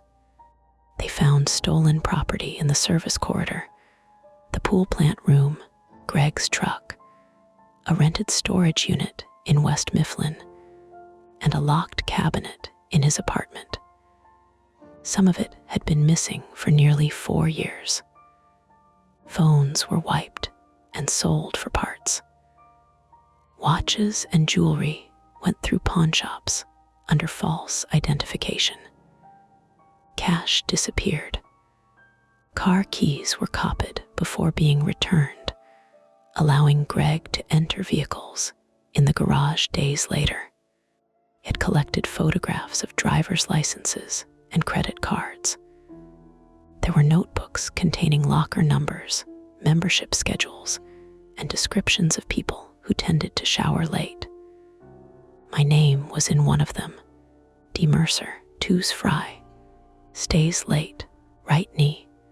Usually alone. Detective Hale showed me the photocopy 6 weeks after the incident. The handwriting was small and tidy. What does the mark beside my name mean? I asked. A black triangle had been drawn in the margin. We don't know. Was it beside anyone else? A few. What happened to them? Most had reported thefts. Most. Hale closed the folder. We did not find evidence that Mr. Hollies physically harmed anyone before Evan. That was a careful sentence. It meant the evidence did not exist, not necessarily the harm. Greg had worked in the building for 11 years. Before Harbor Fitness opened, the lower floors belonged to a private athletic club. The service passage had been built during renovations to give workers access to plumbing and electrical runs without entering occupied changing areas. It was supposed to have been sealed when the sauna benches were expanded. Greg altered the plans. He left a removable panel and concealed the service door behind storage shelving. Over time, he connected the sauna controls, fire shutter, electronic locks, and circulation pumps to a maintenance test station. Each change was minor enough to pass casual inspection. There were no dramatic bundles of illegal wiring, no movie-style command center, only bypasses, relays, a few mislabeled breakers, systems that still worked normally until one person needed them not to. The temporary knocking rule had been Greg's idea after Caleb heard him moving behind the bench. Greg told Lena a loose bracket was shifting with heat. He suggested the label to prevent members from remaining inside until a contractor could inspect it. There had been no contractor. The maintenance invoice was fake. The bent support had not been caused by body weight. Greg had bent it while widening the access space so he could pull bags through more easily. Evan had followed him after hearing his phone ringing inside a laundry cart. Greg struck him in the service corridor, fastened the security tether around his ankle, and dragged him beneath the sauna when voices approached from the poolside. Evan regained consciousness while we were inside. He knocked because he could hear us. He pulled at the sweatshirt because one sleeve was caught beneath his shoulder. The first voice telling us not to open the panel had been Evan. Greg had warned him that opening it would expose damaged wiring and electrocute whoever reached inside. That part, like many of Greg's lies, contained enough truth to be useful. The legal process moved slowly. Greg spent 5 weeks in a guarded hospital room. He required skin grafts on his hand and treatment for an irregular heartbeat. After discharge, he was transferred to the Allegheny County Jail. His attorney argued that the electrical discharge had impaired his memory. The prosecution charged him with attempted homicide, aggravated assault, kidnapping, unlawful restraint, burglary, theft, reckless endangerment, and several counts related to tampering with fire and safety systems. The gym's parent company hired 3 law firms. They issued a statement expressing concern for the injured members and insisting that Greg had acted outside the scope of his employment. Then records showed he had failed 2 background checks that were never reviewed, falsified inspections that supervisors approved, and received repeated access to security systems without oversight. Harbor Fitness closed permanently before the trial. The sign remained on the building for months. Letters slowly peeled away until it read Harbor Fit S. Marcus noticed that first. We met for coffee 10 weeks after the incident at a place on Smithfield Street. He arrived on crutches with a clear plastic patch clipped over the left lens of his glasses because bright light triggered headaches. "You're staring," he said, "at the patch. It makes me mysterious. It makes you look like your glasses are under construction," he smiled. Then a delivery truck hit a metal plate in the road outside. 3 hard impacts. Marcus dropped his coffee. Not spilled, dropped. The cup burst against the floor. People turned. He stood motionless, hands gripping his crutches, breathing through his nose. Nobody laughed. The barista brought a towel. Marcus apologized 6 times. Afterward, he stopped using saunas. He also stopped making jokes about noises he could not explain. Lena needed surgery on her forearm and never regained full rotation in her wrist. Harbor's lawyers offered her a settlement that required silence. She refused the first offer, accepted the third, and would not tell us the amount. She returned to Hamburg for 4 months. When she came back to Pittsburgh, she took a job managing a physical therapy clinic. No boilers, no locker rooms, no maintenance corridors. Owen's thumb healed badly. He could type, but not at his old speed, and he lost his job during recovery because he had already used most of his medical leave for anxiety treatment the previous year. He sued. He also visited Evan every week. They became friends in the awkward way people do when one has broken the other's ribs while saving his life. Owen tracked none of it. He stopped wearing his fitness watch and deleted every health app from his phone. Evan spent 19 days in the hospital. He had nightmares about being pulled backward. He slept with his feet against a wall because he could not tolerate empty space beneath the bed. His brother moved into his apartment for a while. Evan testified at Greg's trial. He spoke for 47 minutes. Greg never looked at him. Caleb resigned from the gym before it closed. The parent company offered to transfer him to another branch, which was such a ridiculous suggestion that he laughed during the meeting. His shoulder healed, though one scar pulls tight when he lifts his arm. He became an emergency medical technician. When I asked why, he said, "I wanted to know what I should have done." That answer stayed with me. We all wanted to know what we should have done. Leave sooner. Call police earlier. Read the rule. Ignore the rule. Open the panel. Never open the panel. There was no sequence that made the outcome clean. Greg was convicted on every major count 18 months later. The sentencing hearing lasted most of a day. He apologized to the court, not to us. He described his actions as a series of mistakes that escalated. His lawyer called them panic decisions. Detective Hale later said that was common.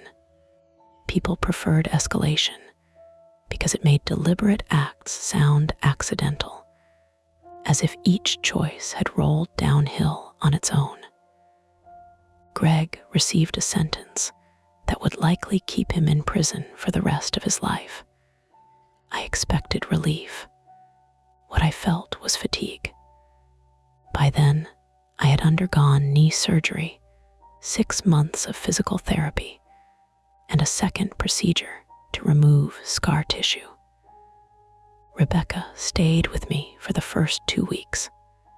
She labeled my medication, cooked food I did not want, and never once asked why I had remained in the sauna after Lena offered me the exit. Eventually, I told her. I needed to know what was under the bench. Rebecca sat across from me at my kitchen table. And now I know, she shook her head. No, now you know what was under that bench. The distinction irritated me because it was true. My divorce became final during recovery. Elise sent a message after seeing the news. "I'm glad you're alive." I typed 6 different responses, deleted all of them. Finally, I wrote, "Thank you." That was the first unfinished conversation I had allowed to remain unfinished. Almost 2 years passed before I joined another gym. It was a small place near my apartment with free weights, old treadmills, and no spa facilities. The owner gave me a tour. "Locker rooms are downstairs," he said. "Showers on the left. Steam room at the back." "I won't use it," he shrugged. "Half the time it's broken anyway." The remark was ordinary, I knew that. Still, I asked him what broke. He listed valves, mineral buildup, a faulty timer. I listened until he finished. Then I made myself walk away without asking to see the maintenance records. Progress can look pathetic from the outside. I train in the afternoons now, when the gym is crowded. I keep my phone in my pocket. I choose lockers away from vents and access panels. I notice every employee carrying tools. Sometimes pipes knock. Most buildings are full of knocks once you learn to hear them. Water hammer, ducts shrinking as they cool, loose metal shifting when an elevator moves. I no longer need to identify everyone. Usually, last winter, the former Harbor Fitness building was renovated into offices. The developers removed the sauna, locker rooms, pool equipment, and most of the internal walls. A local newspaper published photographs of the demolition. One image showed the old service passage. Without benches or pipes, it looked embarrassingly small. A concrete trench, dusty conduit, a rectangular doorway at the far end. I enlarged the photograph on my laptop. The doorway was closed with new concrete blocks. On the floor near the old sauna opening lay a black strip of fabric. It was probably insulation, a torn vapor barrier, construction debris. I knew that. But beside it, in the dust, were 3 parallel marks, short, evenly spaced, like someone had tapped the floor with the end of a metal tool. I emailed the photographer. I asked whether anyone had been inside the passage when the image was taken. He replied the next morning. No, the site was empty except for the demolition crew, and they were standing behind him. I read the message twice. Then I deleted it. The marks had an explanation. Everything does, eventually. That does not mean the explanation is waiting somewhere you should go looking for it. And that's the end of today's chilling tale. If you enjoyed this story and want more nights full of suspense, don't forget to hit that like button, subscribe to Mia Horror Stories, and turn on the bell so you never miss a scare. I've got plenty more stories waiting for you, so stick around and check out the other videos on the channel. Thanks for watching, and until next time, stay safe and don't look behind you. Hey everyone, this is Mia Horror Stories, and the title of today's horror story is I Work at an Ice Cream Shop, and the freezer has footprints on the ceiling. For your comfort, the screen will stay black throughout the video, so you can relax without strain and just focus on the story. Make sure you stick around until the end. Sometimes the last few moments are the ones that stay with you the longest. The first footprint looked like somebody had stepped in melted chocolate and planted a sneaker against the freezer ceiling. It was narrow at the heel, thick around the toe, and dark enough to stand out against the white, insulated panel above the shelves. There was no matching print on the floor, no smudge on the wall, nothing on the metal rack beneath it, just one dirty shoe mark almost 8 feet above me, upside down from where I stood, as if a careless maintenance worker had climbed onto something, braced himself overhead, and forgotten to clean up afterward. My name is Evan Mercer. I was 24 years old then, and I'm male, though I still looked young enough that customers sometimes asked whether I was allowed to work the closing shift by myself. I had been employed at Harbor Scoops for 11 months, which was long enough to know every scratch on the counters, every loose hinge in the cabinets, and every sound the building made after dark. I knew that footprint had not been there the night before. That didn't make it impossible. It only made it irritating. Seriously, I muttered. The walk-in freezer responded with the soft electrical hum of its evaporator fan.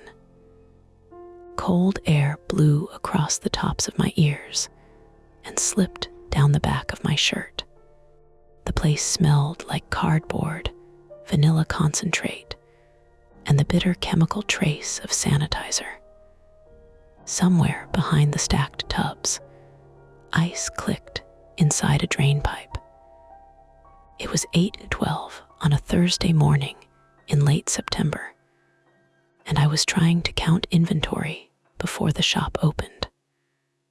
Harbor Scoops sat on Commercial Street in Portland, Maine, between a store that sold nautical gifts and a narrow brick building full of short-term rental apartments. The shop was not actually on the water, despite what the logo suggested. But if the wind came from the east, you could smell the harbor over the waffle cones and diesel exhaust. In summer, the sidewalk stayed crowded until almost midnight. By late September, business dropped hard enough that the owner started cutting hours and pretending not to. I needed every hour I could get. My rent had gone up in August. My car needed a new wheel bearing, and I had less than $200 in savings after making the minimum payment on a credit card I had stopped using, but never managed to pay off. None of that was unusual. It was just the math of being 24 and living in a city that looked affordable from a distance. I stood on the bottom shelf of the metal rack and leaned closer to the ceiling. The footprint appeared to be from a rubber-soled work shoe, maybe a men's size 10. The tread had a block pattern around the edges and a smooth patch near the ball of the foot. It was not chocolate. Up close, the residue looked gray-brown, like dirty slush that had dried in place. I touched it with one gloved fingertip. Dry. Evan, the freezer door opened behind me, letting in a bright rectangle of kitchen light. Maya Bennett was 22 years old and female, a college student who worked mornings during the semester and double shifts whenever she needed money for textbooks. She stood in the doorway, holding a sleeve of paper cups against her hip. Her dark hair was gathered into a loose knot, and the strings of her green Harbor Scoops apron hung untied behind her. She looked at my feet on the shelf. You know, those aren't rated for climbing. I'm aware. You fell off a ladder last month. I slipped down 2 steps. You landed on a mop bucket. The bucket broke my fall. The bucket broke. I pointed at the ceiling. Was that here yesterday? Maya stepped into the freezer and let the door swing mostly closed behind her. The rubber seal caught before it latched, leaving a narrow line of light around the frame. She tilted her head back. The shoe print, so you see it. I wasn't going to accuse you of hallucinating a shoe print. She moved closer, lowering the cups onto a tub of coffee ice cream. Maya had a careful way of looking at things. She never just glanced. She examined. It was useful when the register came up short, or when a customer claimed there was a hair in a milkshake. But it could also make a simple problem feel as though it had been placed under interrogation. How would somebody even do that? She asked. Maintenance. With what ladder? There's one in the basement. That ladder is 6 feet tall. Then a tall maintenance guy. She looked at the racks below the mark. No dust disturbed.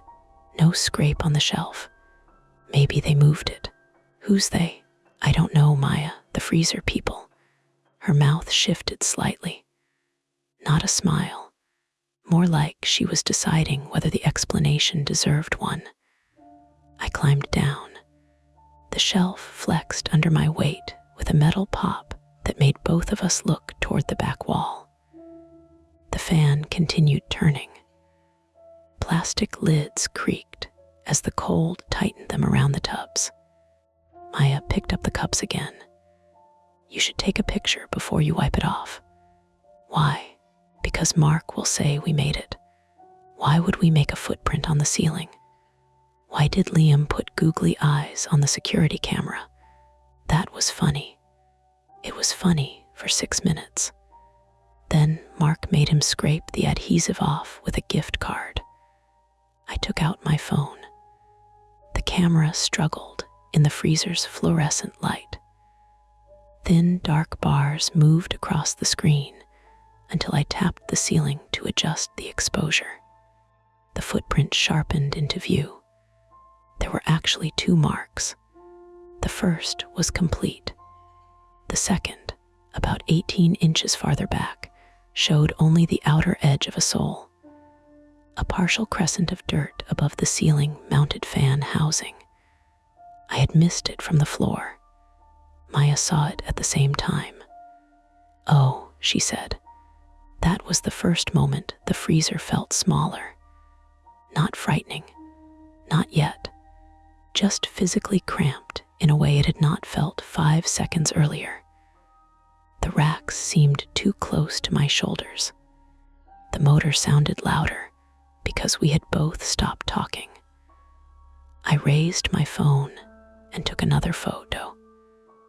"Somebody was definitely up there," Maya said, "or carrying something dirty." Against the ceiling, a folding table, a rubber mat. A rubber mat shaped like a shoe. "You're enjoying this?" "I'm trying to picture your theory." The door seal released with a faint sucking sound as someone pulled it open. Liam Walsh was 19 years old and male, a first-year student at Southern Maine Community College, who treated every shift like a temporary obstacle between himself and whatever he actually wanted to be doing. He wore his uniform cap backward, despite being told not to, and had a small silver hoop in one ear. He stood outside the freezer chewing the last bite of a breakfast sandwich. "Why are you both hiding in here?" "We're inventorying," I said. "You're taking pictures of the roof." "Ceiling," Maya corrected. "In a room, the roof is the ceiling. The roof is outside. Then what's above the ceiling? The upstairs apartments." Liam swallowed and stepped in. "What am I looking at?" I pointed. He stared up for less than a second. "Footprint." "Yes, cool," Maya frowned. "That's your reaction. What do you want me to do? Wonder how it got there?" Liam reached up and slapped the sole of his shoe with one palm. He was nowhere near the ceiling. Someone did a backflip. "Inside a freezer?" I asked. It would explain why I've never seen it happen. I should say here that Liam joked when he was nervous, but that wouldn't be accurate. Liam joked all the time. Nervous, bored, tired, angry. Humor was less a reaction than a permanent layer between him and everybody else. If a customer yelled at him, he smiled.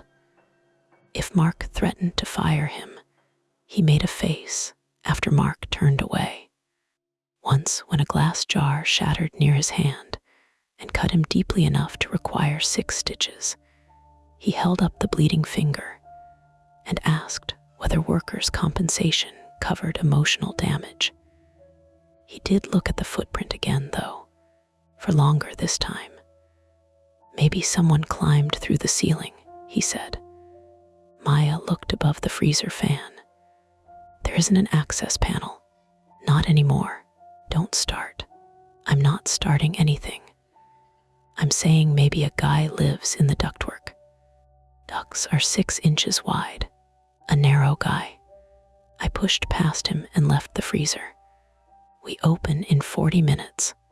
That should have ended it. Most odd things do not become important the moment you notice them.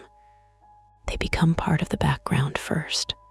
A stain, a sound, a door that sticks. You explain it just enough to keep moving because there are practical things waiting for you, and practical things always feel more urgent. We had waffle batter to mix, toppings to refill, 2 registers to count. The front windows were streaked with salt from a windy afternoon, and someone had left a spoon in the sanitizer bucket overnight, staining the stainless steel handle a cloudy gray. The shop looked harmless in daylight. The customer area had pale blue walls, 12 round tables, and framed photographs of Casco taken by a local photographer who accepted payment in gift certificates. A model fishing boat hung from the ceiling near the front windows. The display freezer curved around the serving counter, its glass already fogging as the compressor cycled on. Maya tied her apron and started filling napkin dispensers. Liam dragged the sidewalk sign from the storage hallway, the wooden legs bumping against the tile. I sat in the back office, which was really a converted pantry with a desk, a safe, and a monitor connected to the shop's security cameras. My everyday motive was simple. I wanted the assistant manager position that Mark had hinted might open before winter.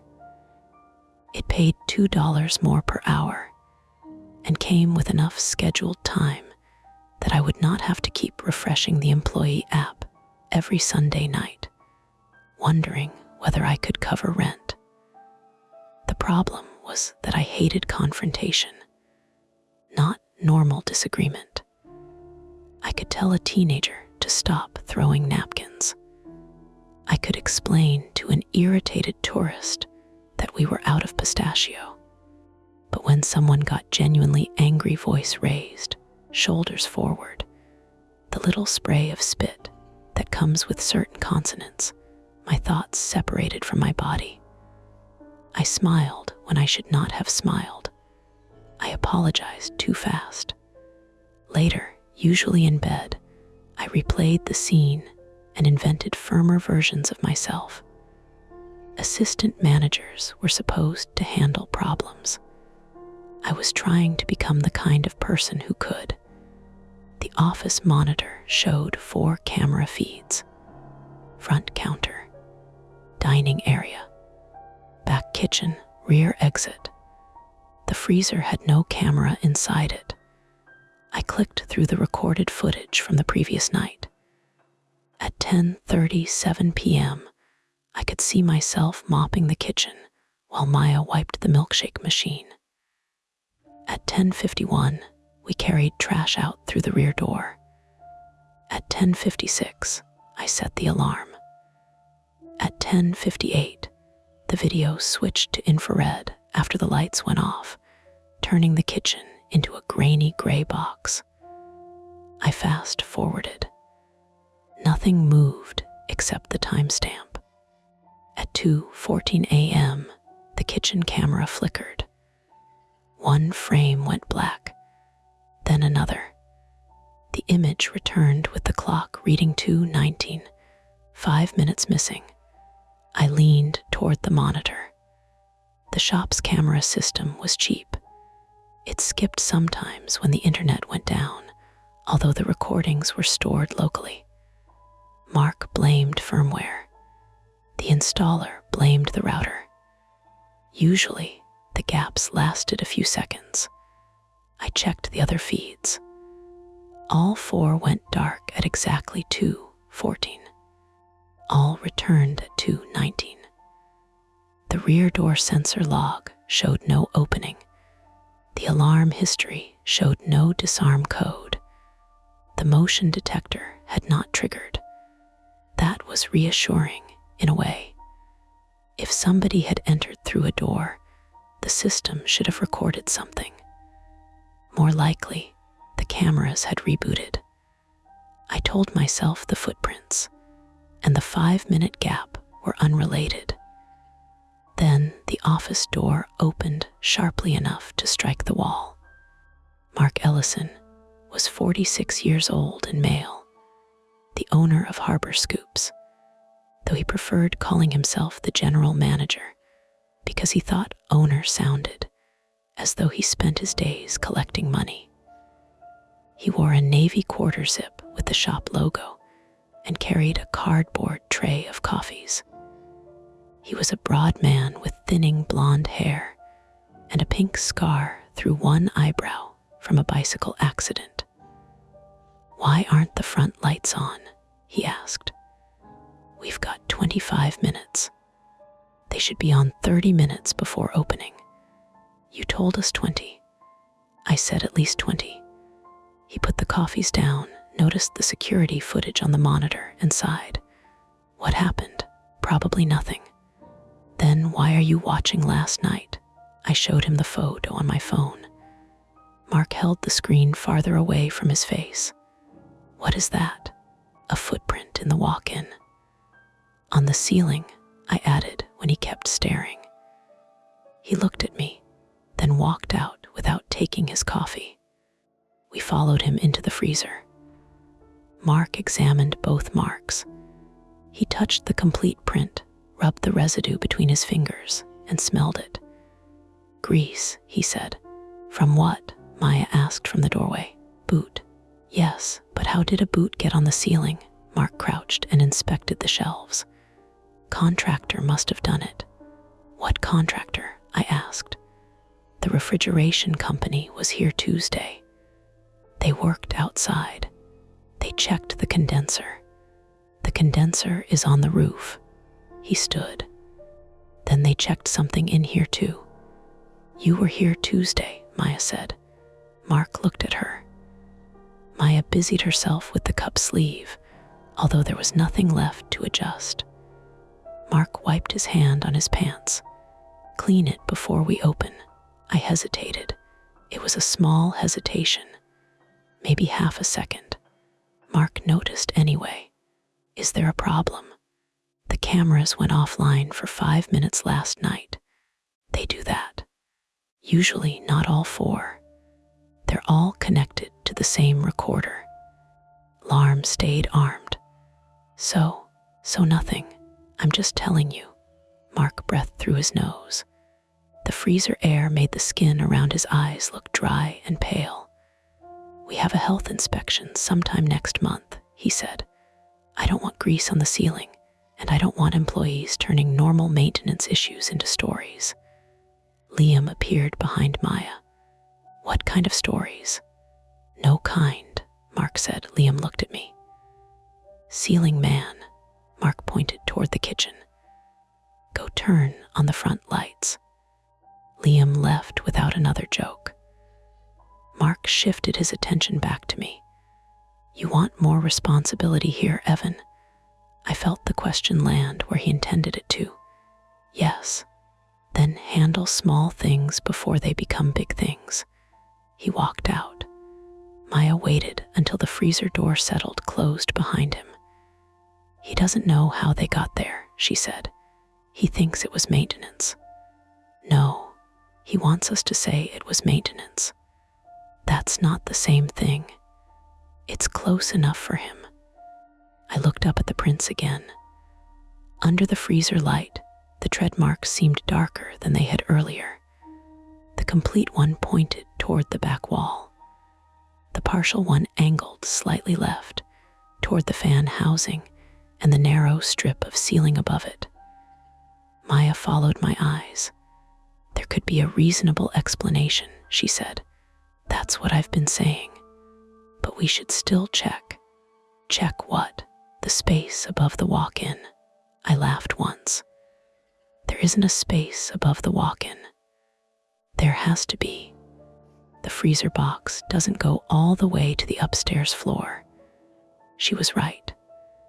The walk-in had been installed inside the building decades after the structure was built. Its insulated ceiling sat perhaps 2 feet below the actual ceiling of the kitchen. I had seen the gap from the basement stairs, where pipes and electrical conduits disappeared into the wall. But I had never thought about where it extended. There's no access from in here, I said. There might be from the storage loft. The loft was above the rear hallway, reached by a narrow wooden staircase behind the employee lockers. We kept holiday decorations and old equipment up there. The door at the top had been padlocked for months because Mark said one of the floorboards was unsafe. Maya lowered her voice. I heard something up there when I came in. What kind of thing? A scrape. The building's old. I know. Pipes move. I know what pipes sound like. From the kitchen, the front bell chimed as Liam unlocked the customer door. We're not open, Mark called. A man's voice answered, muffled by the walls. I checked the time. 9:01. Maya stepped out of the freezer, but she did not go toward the front. She looked down the rear hallway instead. The loft stairs were mostly hidden in shadow. At the top, the padlocked door sat under a bare bulb that had burned out sometime in August. A thin stripe of daylight came through the hallway window and touched the bottom stair. Something small rested there, a dark metal object. I walked closer and recognized the padlock. It was still closed. The loop had been cut cleanly through. Maya folded her arms tightly across her apron. "We can tell Mark," she said. From the front of the shop came the ordinary sounds of opening time, the register drawer sliding out, a customer asking about flavors, Mark beginning his practiced explanation of locally sourced dairy. I picked up the severed lock. The metal was cold and slightly oily.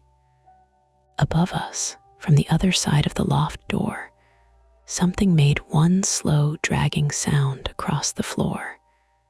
Then it stopped. Maya looked at me. We had two choices: walk to the front, interrupt Mark, and risk being treated like nervous employees, inventing a crisis out of a broken lock and dirty ceiling, or climb the stairs and find the reasonable explanation ourselves. "Tell Mark," Maya said. She kept her voice low, but the words came fast, like she wanted them out before I could talk her into something stupid. I turned the cut padlock over in my palm. The severed metal had a bright silver core beneath the dark outer coating. Whatever had gone through it had not been subtle. Bolt cutters, probably. Maybe an angle grinder, although there were no filings on the stair or burns along the cut. Above us, the loft door stayed closed. Nothing scraped again. From the front counter came Mark's customer voice, warmer and rounder than the one he used with staff. "The blueberry is made with Maine berries, yes. Not right here in the building, obviously." The customer laughed. Maya looked toward the front. "We should get him." I knew she was right. That was what made it difficult. If I brought Mark back, and there was nothing behind the door except warped boards and a fallen box, he would remember it. Not as caution, as hesitation. Evan couldn't handle a broken lock without pulling me off the floor. Evan panicked because an old building made a noise. The assistant manager position was not official, but Mark had mentioned it 3 times. That was how he did things. He put opportunities near you, never directly in your hand, so you could feel yourself losing them whenever he frowned. "I'll look from the top stair," I said. Maya stared at me. "That's not telling Mark. I'm not going inside. You don't know if someone's in there. If someone broke into the shop, why would they lock themselves in a loft? They didn't lock themselves in. The lock is on the floor. Then the door isn't locked. That is somehow worse." She was hugging her elbows now. I had seen her do that once before, during a fire alarm in the apartment building across the street. There had been no fire, just a toaster and a lot of smoke. But Maya had stood outside Harbor Scoops watching the fire trucks with her arms folded so tightly that her hands went pale. I put the padlock on the bottom stair. "Stay here." "No, Maya, I'm not letting you go up alone. I'm going 6 steps. There are 9, you counted them. I count things when I'm stressed." That sounded like a joke, but she did not smile. I placed my foot on the first step. The staircase was narrow and steep, built against the brick wall at the back of the hallway. Paint had worn off the centers of the treads, exposing gray wood polished by years of shoes. Each step complained differently. The first gave a dry tick. The second creaked near the wall. The third flexed enough that I moved my weight quickly. Maya followed one step behind. "You said stay here," I whispered. And I said no. The loft door filled the space above us. It was painted the same dull cream as the hallway, with a round brass knob and a rectangular patch where an old sign had once been screwed into the wood. Up close, I could see fresh marks around the latch. Not damage exactly, smears, gray lines where something had rubbed against the frame. I listened. The building made dozens of noises. The display freezer compressor vibrated through the floor. Water moved in pipes inside the brick wall. A truck changed gears outside on Commercial Street, followed by the short metallic rattle of bottles in a delivery crate. Nothing came from the loft. I reached for the knob. Maya touched my wrist. "Wait, what? Smell that." At first, all I got was waffle batter and the faint sourness of the mop sink. Then something sharper. Gasoline maybe, or paint thinner. It was weak but distinct, leaking through the gap beneath the door. I pulled my hand back. "That could be cleaning solvent," I said. "We don't store solvent up there." "We might, we don't." She worked more opening shifts than I did. She knew where everything lived. A customer rang the service bell at the front counter, even though Liam was standing directly in front of him. The sound snapped through the hallway. Maya flinched. The loft door shifted inward. Only an inch. The latch had not been seated. We both watched the dark gap along the frame widen and stop. I could hear my own breathing, embarrassingly loud through my nose. "Mark," Maya whispered. This time I nodded. We went down fast, but carefully, neither of us turning our backs fully on the door until we reached the bottom. I picked up the cut lock and carried it into the kitchen. Liam was scooping mint chip for a boy in a yellow raincoat. Mark stood at the register with the boy's mother, explaining the difference between a regular cone and a waffle cone, as if presenting a legal argument. I waited near the office door. Mark saw me. I raised the lock slightly. His expression changed, but only for a second. He finished the transaction, handed the woman her receipt, and walked toward us. "What now?" "The loft lock was cut," I said.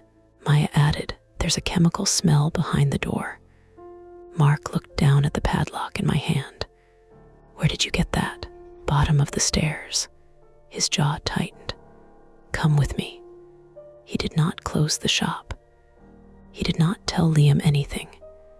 He simply turned and walked toward the rear hallway, forcing us to follow. At the stairs, Mark took the lock from me and inspected the cut. This was probably Liam. Maya blinked. Why would Liam cut the loft lock? Because he's 19. That isn't a reason. It's often enough of one. Mark climbed the first 3 steps. I said, "There's a smell." He stopped. For a moment, I thought he might finally take it seriously. Then he continued. "Paint cans," he said. "Old varnish. There's all kinds of junk up there." "You said the floor was unsafe," Maya reminded him. "It is unsafe if you walk toward the back." Mark reached the door and pushed it open with 2 fingers. Darkness sat behind it. The dead bulb above the staircase left the loft interior almost black, except for a faint strip of daylight entering through a small window somewhere beyond the door. Mark pulled out his phone and turned on the flashlight. The beam moved across stacked cardboard boxes, an artificial Christmas tree wrapped in cloudy plastic, and the curved metal top of an old soft serve machine. No person. He looked back at us. See, then the lights went out. The kitchen fans stopped. The freezer compressors cut off.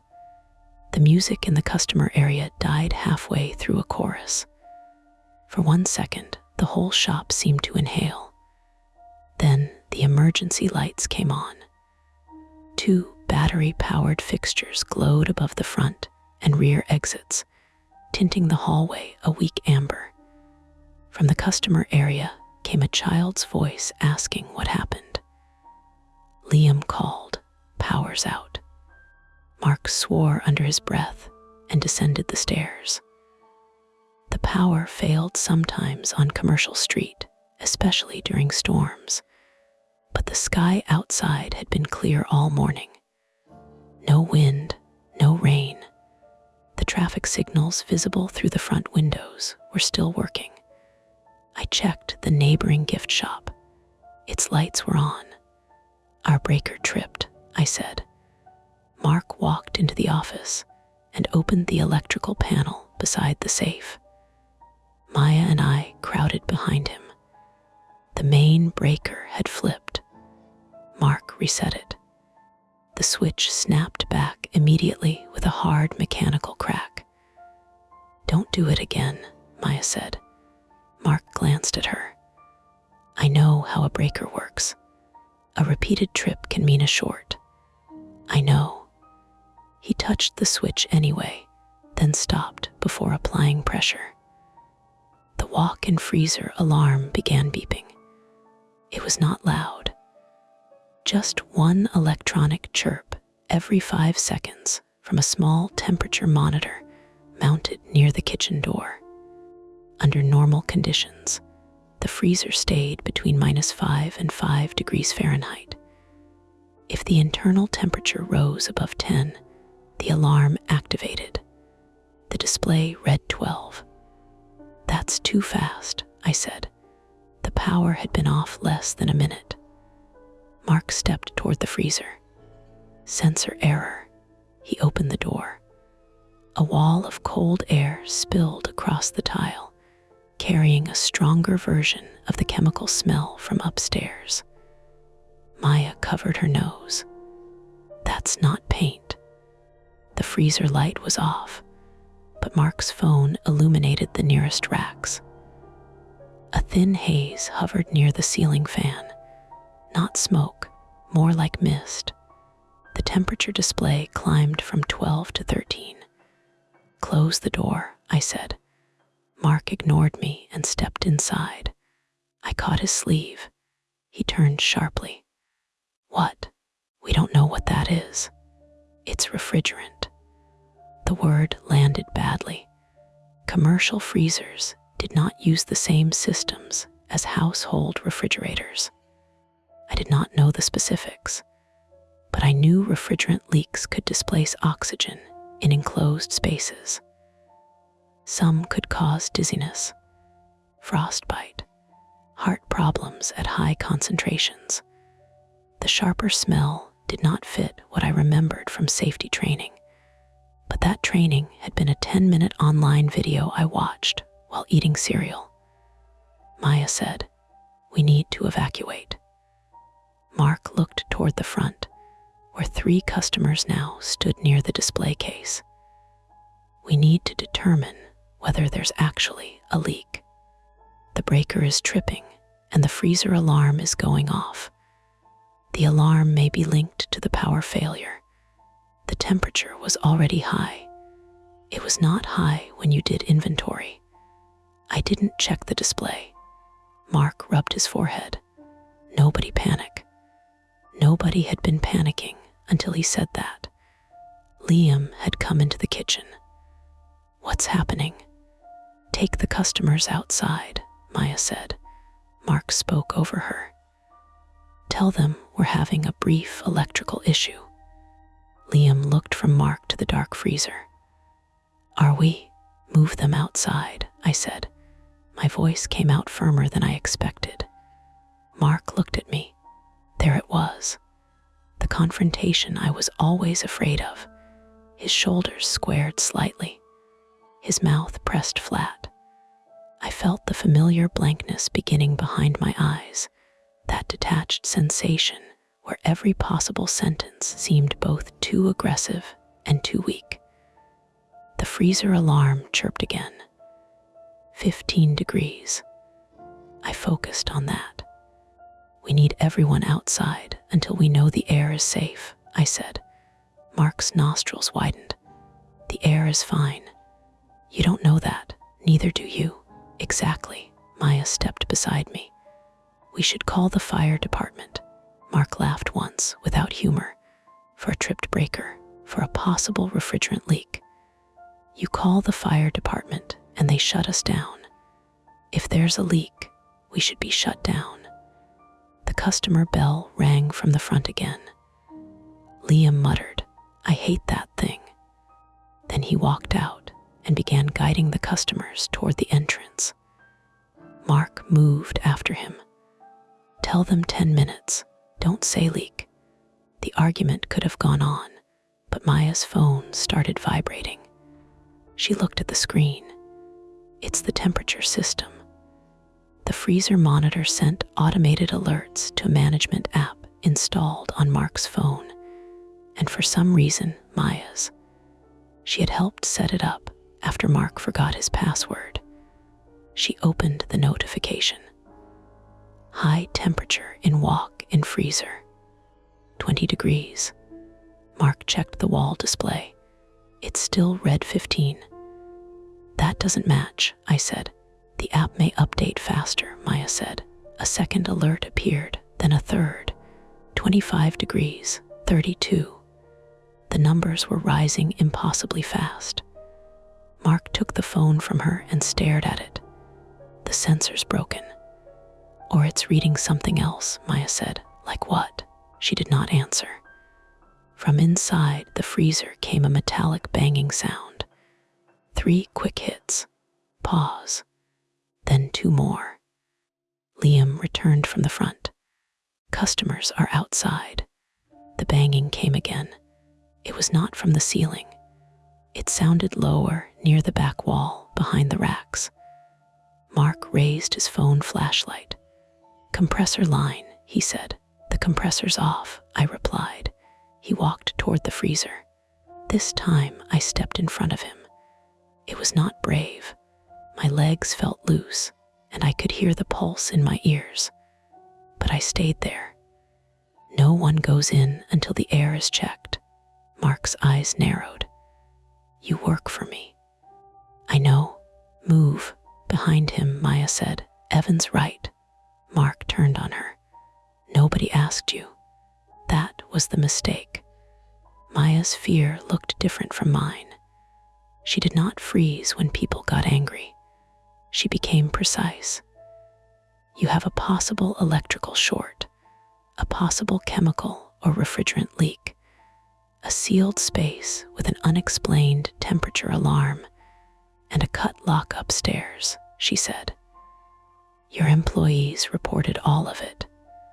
If you force someone into that freezer now, you're making a record of negligence in front of 3 witnesses. Liam lifted one hand. 4 if we count me. Mark stared at them.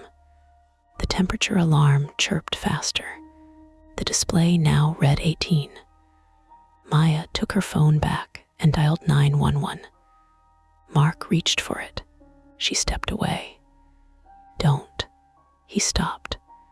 The dispatcher answered, and Maya gave the address. Her voice trembled only once when she said the words possible refrigerant leak. Dispatcher instructed us to evacuate immediately and avoid operating electrical switches. We're already outside the freezer, Maya said. The front customers are out. Evacuate the entire building, the dispatcher repeated through the speaker. We moved. Liam propped open the front door with a chair. I grabbed the first aid kit and employee roster because the emergency binder said to do that, although there were only 4 of us. Mark stood in the middle of the kitchen, as if leaving meant conceding something. "Mark," I said. He looked at the freezer. The banging had stopped. Then he followed us out.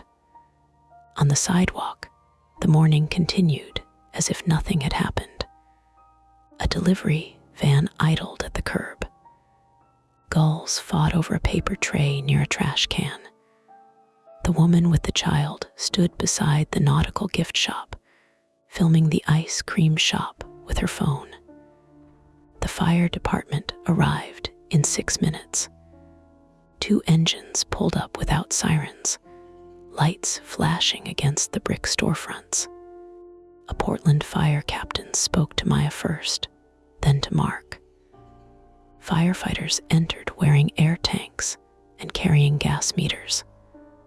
Police came too, a single patrol car, because Maya had mentioned the cut lock. The officer took the padlock from Mark and placed it in a clear evidence bag after asking who had handled it. All 4 of us raised our hands. "That'll make things easy," he said. He was not joking. We waited behind a strip of yellow tape while firefighters moved in and out of the building. One opened the rear exit. Another carried a portable ventilation fan inside. After 10 minutes, the captain came out and removed his face mask. "No refrigerant detected in the customer area or kitchen," he said. Mark folded his arms. "So we're clear." "I didn't say that." The captain looked at the shop through the open door. We detected elevated volatile organic compounds near the freezer and stronger readings in the rear hallway. Could be solvent, fuel, adhesive, several things. We also found signs of electrical arcing at the freezer disconnect. "Meaning?" I asked. "Meaning something shorted hard enough to trip the main." "Can we reopen?" Mark asked. "No." The answer came so quickly that Mark's face reddened. The captain continued.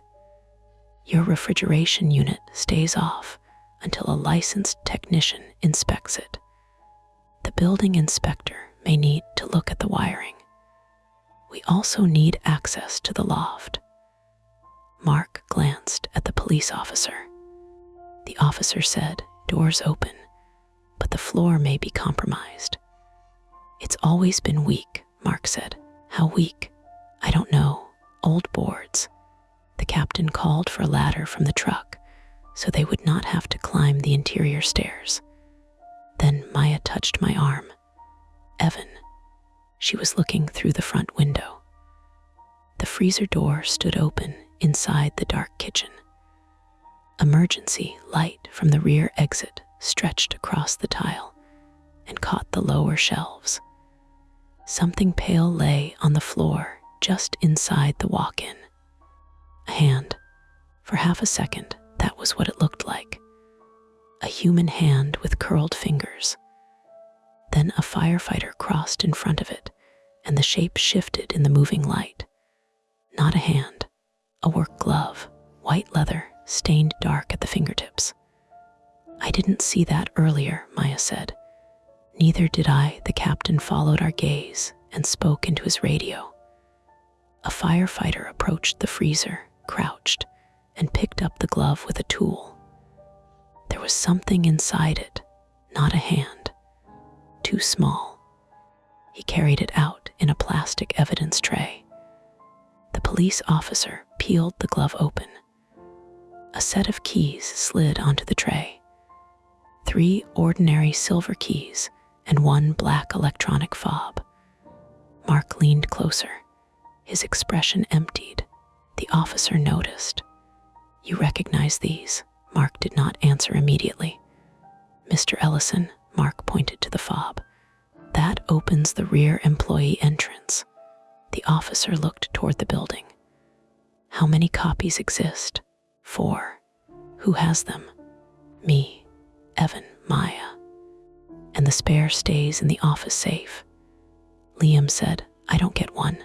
"No," Mark snapped. "The officer asked us to show our fobs.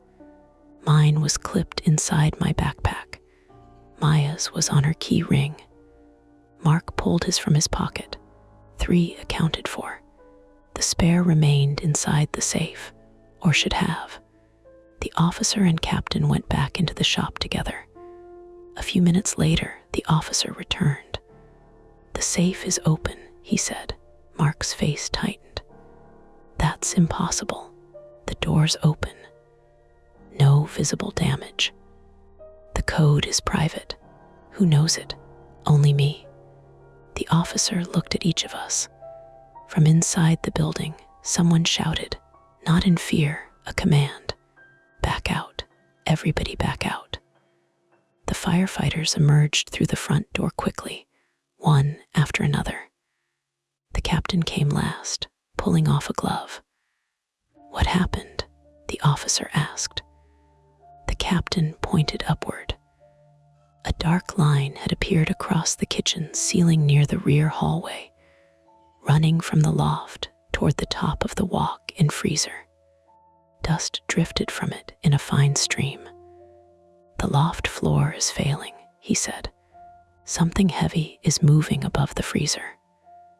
As if responding to him, the ceiling gave a deep wooden crack. The shop's front windows trembled. Then one of the ceiling panels inside the walk-in dropped out of place and hung at an angle, exposing a black cavity above it. A shoe came through the opening. Only a shoe. A heavy work boot, toe first, still attached to a leg we could not fully see. It jerked once, scraping across the insulated panel and leaving a dark tread mark beside the others. The firefighters moved toward the door again. The captain raised a hand to stop them. "Structural collapse risk," he said. "We need shoring before anyone goes under that." The boot disappeared back into the cavity, not pulled by someone we could see. Retracted slowly as the person above shifted away from the opening. The police officer drew his weapon and moved behind the brick column beside the entrance. He shouted into the shop, "Portland Police, if you can hear me, do not move, call out." No answer came. Only the faint scrape of weight traveling above the freezer, heading toward the rear wall, toward the neighboring apartment building. The captain turned to Mark. "Is there any connecting access between your loft and the property next door?" Mark looked at the exposed cavity, then at the cut lock in the evidence bag. "I don't know," he said. For the first time that morning, I believed him. The firefighters did not go back in immediately. That surprised me more than the gun. I had expected uniforms to erase uncertainty. They would enter, find whoever was above the freezer, and reduce the morning to statements and paperwork. Instead, the fire captain ordered everyone farther down the sidewalk, while 2 firefighters unloaded aluminum support posts and thick wooden beams from the truck. The unknown person kept moving overhead. We could not see them anymore, but we could track the progress through the building. Dust puffed from seams in the kitchen ceiling. Something scraped over joists. Every few seconds came a dull impact, followed by stillness. The route was clear enough once I pictured it. Harbor Scoops occupied a long, narrow rectangle. Commercial Street and the customer entrance were on the south side. The counter and dining area filled the front half. Behind the counter sat the kitchen. Behind that, connected by the short rear hallway, were the office, employee lockers, loft stairs, and rear exit into an alley. The walk-in freezer had been built into the kitchen's northwest corner. Its insulated ceiling stopped below the original ceiling, creating a shallow space above it. The loft sat directly behind and slightly higher than that gap. Beyond the freezer's west wall was the nautical gift shop. Beyond the rear brick wall was a separate 4-story building of rental apartments. Graping was moving north toward the apartments. A second police car arrived, then an ambulance. An officer went into the rental building through its street entrance, while another moved around the block toward the alley. The captain pointed to Liam, Maya, Mark, and me. "Who knows the interior layout best?" Mark said. "I do," Maya said. "Evan." They spoke at the same time. Mark looked at her. She did not look back. The captain chose me. "Show me where the ceiling gap begins and where you think it ends." He handed me a paper floor plan pulled from a plastic binder the fire department kept for commercial properties. The drawing was old enough that the walk-in freezer did not appear on it. The rear hallway was labeled storage access, and a wall that now divided the office from the lockers was absent. I used his pen to sketch the freezer. "The loft is here," I said.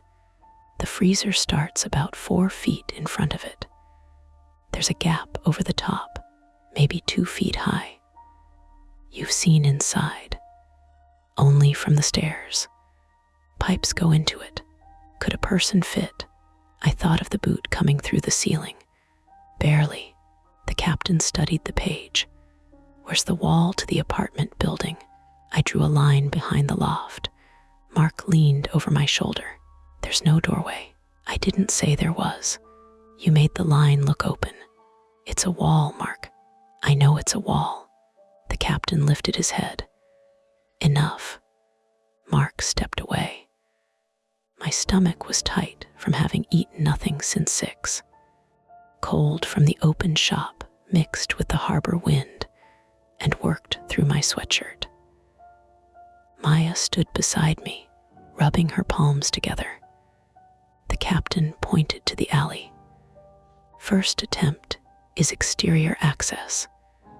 We get eyes on the loft from the rear window, then decide whether entry is safe." There was one small window high in the back wall of the loft. From inside, I had only seen its pale rectangle beyond Mark's phone beam. From the alley, it was 12 or 14 feet above the pavement, partly hidden behind a metal fire escape belonging to the apartment building. The ladder truck could not fit into the alley. It was too narrow, with delivery bins on one side and a row of parked cars on the other. 2 firefighters carried an extension ladder around the corner by hand. We followed to the mouth of the alley, but were kept behind another strip of tape. The back of Harbor Scoops looked nothing like the front. No blue paint, no framed photos, just damp brick, greasy pavement, trash bins, a steel rear door, and utility lines bundled along the walls.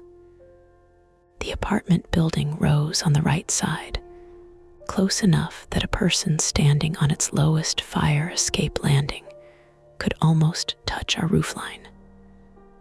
The loft window was directly beneath that landing. "That's how," Liam said. We all looked at him. He pointed upward. "Someone gets on the apartment fire escape, steps onto the awning over our back door, then reaches the window." The awning was not really an awning. It was a rusted sheet metal cover protecting the rear entrance from rain. It projected 3 feet from the brick wall and sagged slightly in the center. "No," Mark said, "that wouldn't hold anyone." Liam nodded toward the dent in the metal. "Looks like it held someone." A firefighter climbed the ladder while another braced it below. He wore a helmet camera and carried a small pry tool. At the top, he wiped grime from the loft window. The glass had been painted black from inside. That was the first failure. They could not see through it. The firefighter tried the frame, locked or painted shut. He tapped the pane, then pressed one side with the pry tool. The glass cracked immediately. A sharp pop echoed down the alley. Something moved behind the black paint. The firefighter jerked backward so hard the ladder shifted. For one horrible second, a face seemed to press against the broken glass. Pale forehead, open mouth, dark eye. Maya grabbed my sleeve. The firefighter shouted, "Movement." Police raised their weapons from below. Then the shape sagged. A strip of plastic fell through the broken pane and fluttered onto the awning. The face was not a face. It was the head of a store mannequin wrapped in translucent plastic, part of an old summer display stored in the loft. The black painted glass and the folds around the mannequin's features had created the impression of someone watching from inches away. Liam let out a shaky breath. "I hate retail." No one laughed. The firefighter cleared more glass and pushed the mannequin aside with the pry tool. He leaned toward the opening helmet light cutting through the loft. His voice came through the captain's radio. Boxes stacked floor to ceiling. Heavy storage on compromised decking. No visual on subject. "Any route in?" the captain asked. "Window S too small with gear. Maybe without the air pack." "No," the firefighter paused, seeing fresh disturbance. Boxes knocked toward the east side. "There's a hole in the interior wall." The captain looked at Mark. "What's east?" Mark glanced at the building. "Apartment side. You said there was no access." "There was. Hole made recently," the firefighter answered through the radio. "Edges look fresh. Brick dust on boxes." That was the new fact the first attempt gave us. Someone had broken through the wall between the shop's loft and the neighboring apartment building. The firefighter descended. Before his boots reached the pavement, a chunk of the metal awning tore loose from its anchors and dropped. It hit the alley with a flat, explosive crash. Maya screamed. The ladder kicked sideways. The firefighter struck the brick wall shoulder first, and the person bracing below fell to one knee. Two others caught the ladder before it went over. The injured firefighter climbed down under his own power, but his right arm hung close to his side. His face had gone gray around the mouth. The ambulance crew moved him onto a folding chair and cut open the sleeve of his turnout coat. We were pushed back to Commercial Street again. Attempt 1 had failed.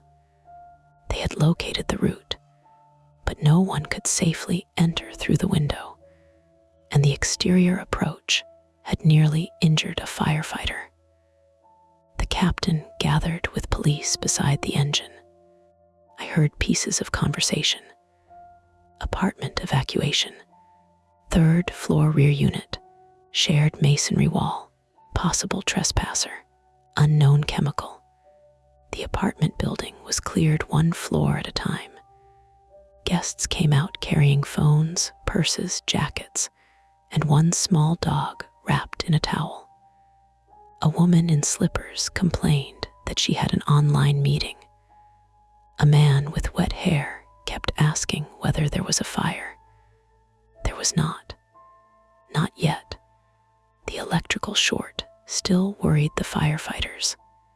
The elevated chemical readings worried them more. A utility crew arrived to cut power power to harbor scoops at the exterior meter rather than risk the damaged breaker panel. The gift shop owner locked her front door and stood across the street with her arms folded. Mark paced. "This is getting out of control," he said. Maya looked at him.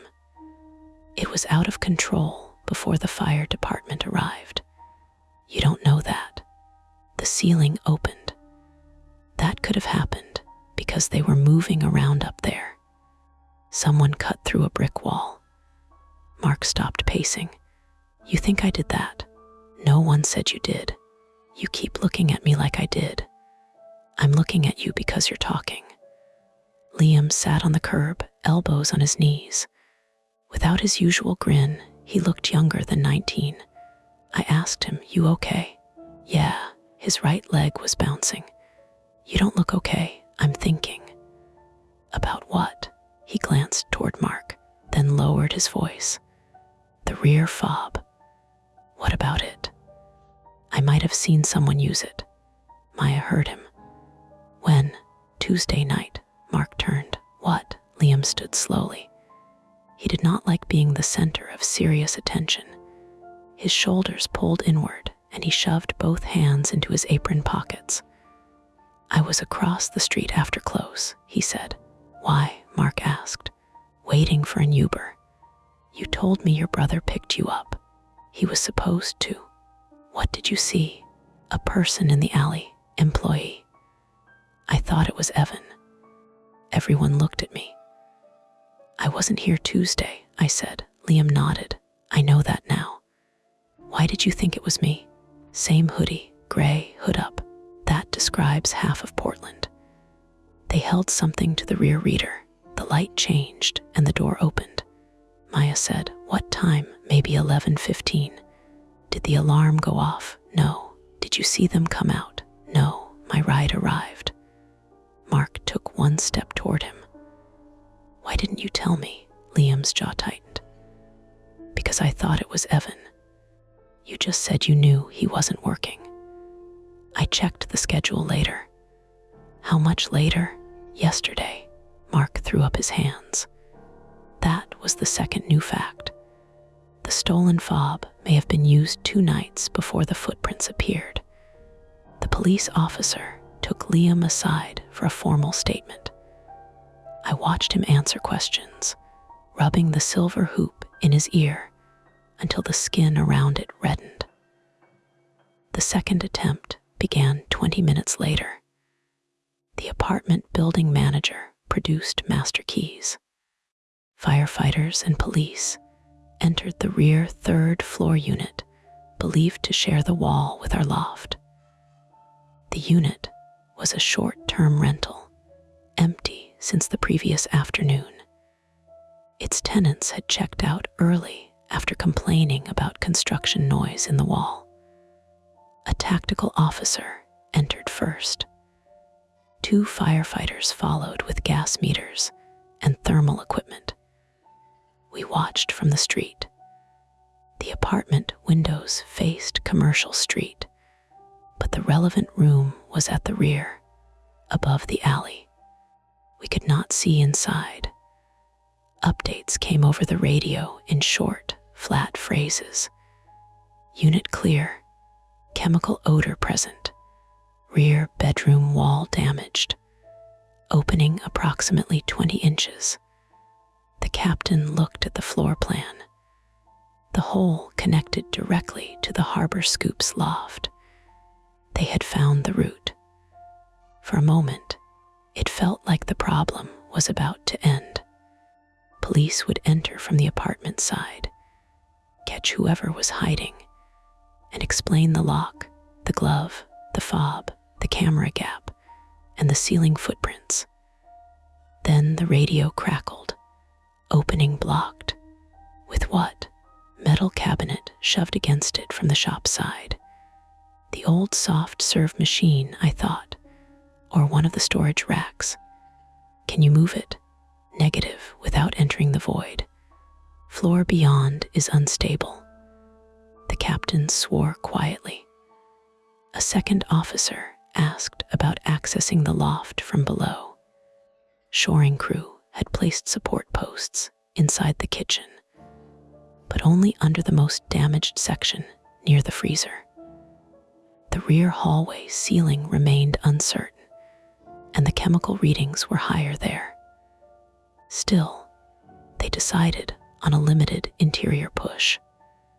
A firefighter would climb the loft stairs tethered by a safety line, carrying a gas meter and thermal camera. He would stay on the reinforced path near the doorway and scan for a body. The captain asked who could identify stored equipment and floor hazards. Mark said, "I can," I said. "So can I." The captain studied both of us. "You," he said to me, "you're calmer." Mark looked as though I had struck him. I did not feel calm.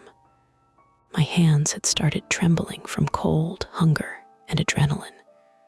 My head ached behind my eyes. But when the captain handed me a hard hat and told me to stay behind the firefighter, I put it on. Maya caught my arm. "You don't have to. He needs someone who knows the layout." "Mark knows it." "Mark will argue with him." "That doesn't make this safe." "No," my answer seemed to make her angrier. "You always do that," she said. "Do what?" "Act like admitting something is dangerous makes choosing it responsible." The words landed because they were true. I tightened the hard hat strap. "I'll stay on the stairs."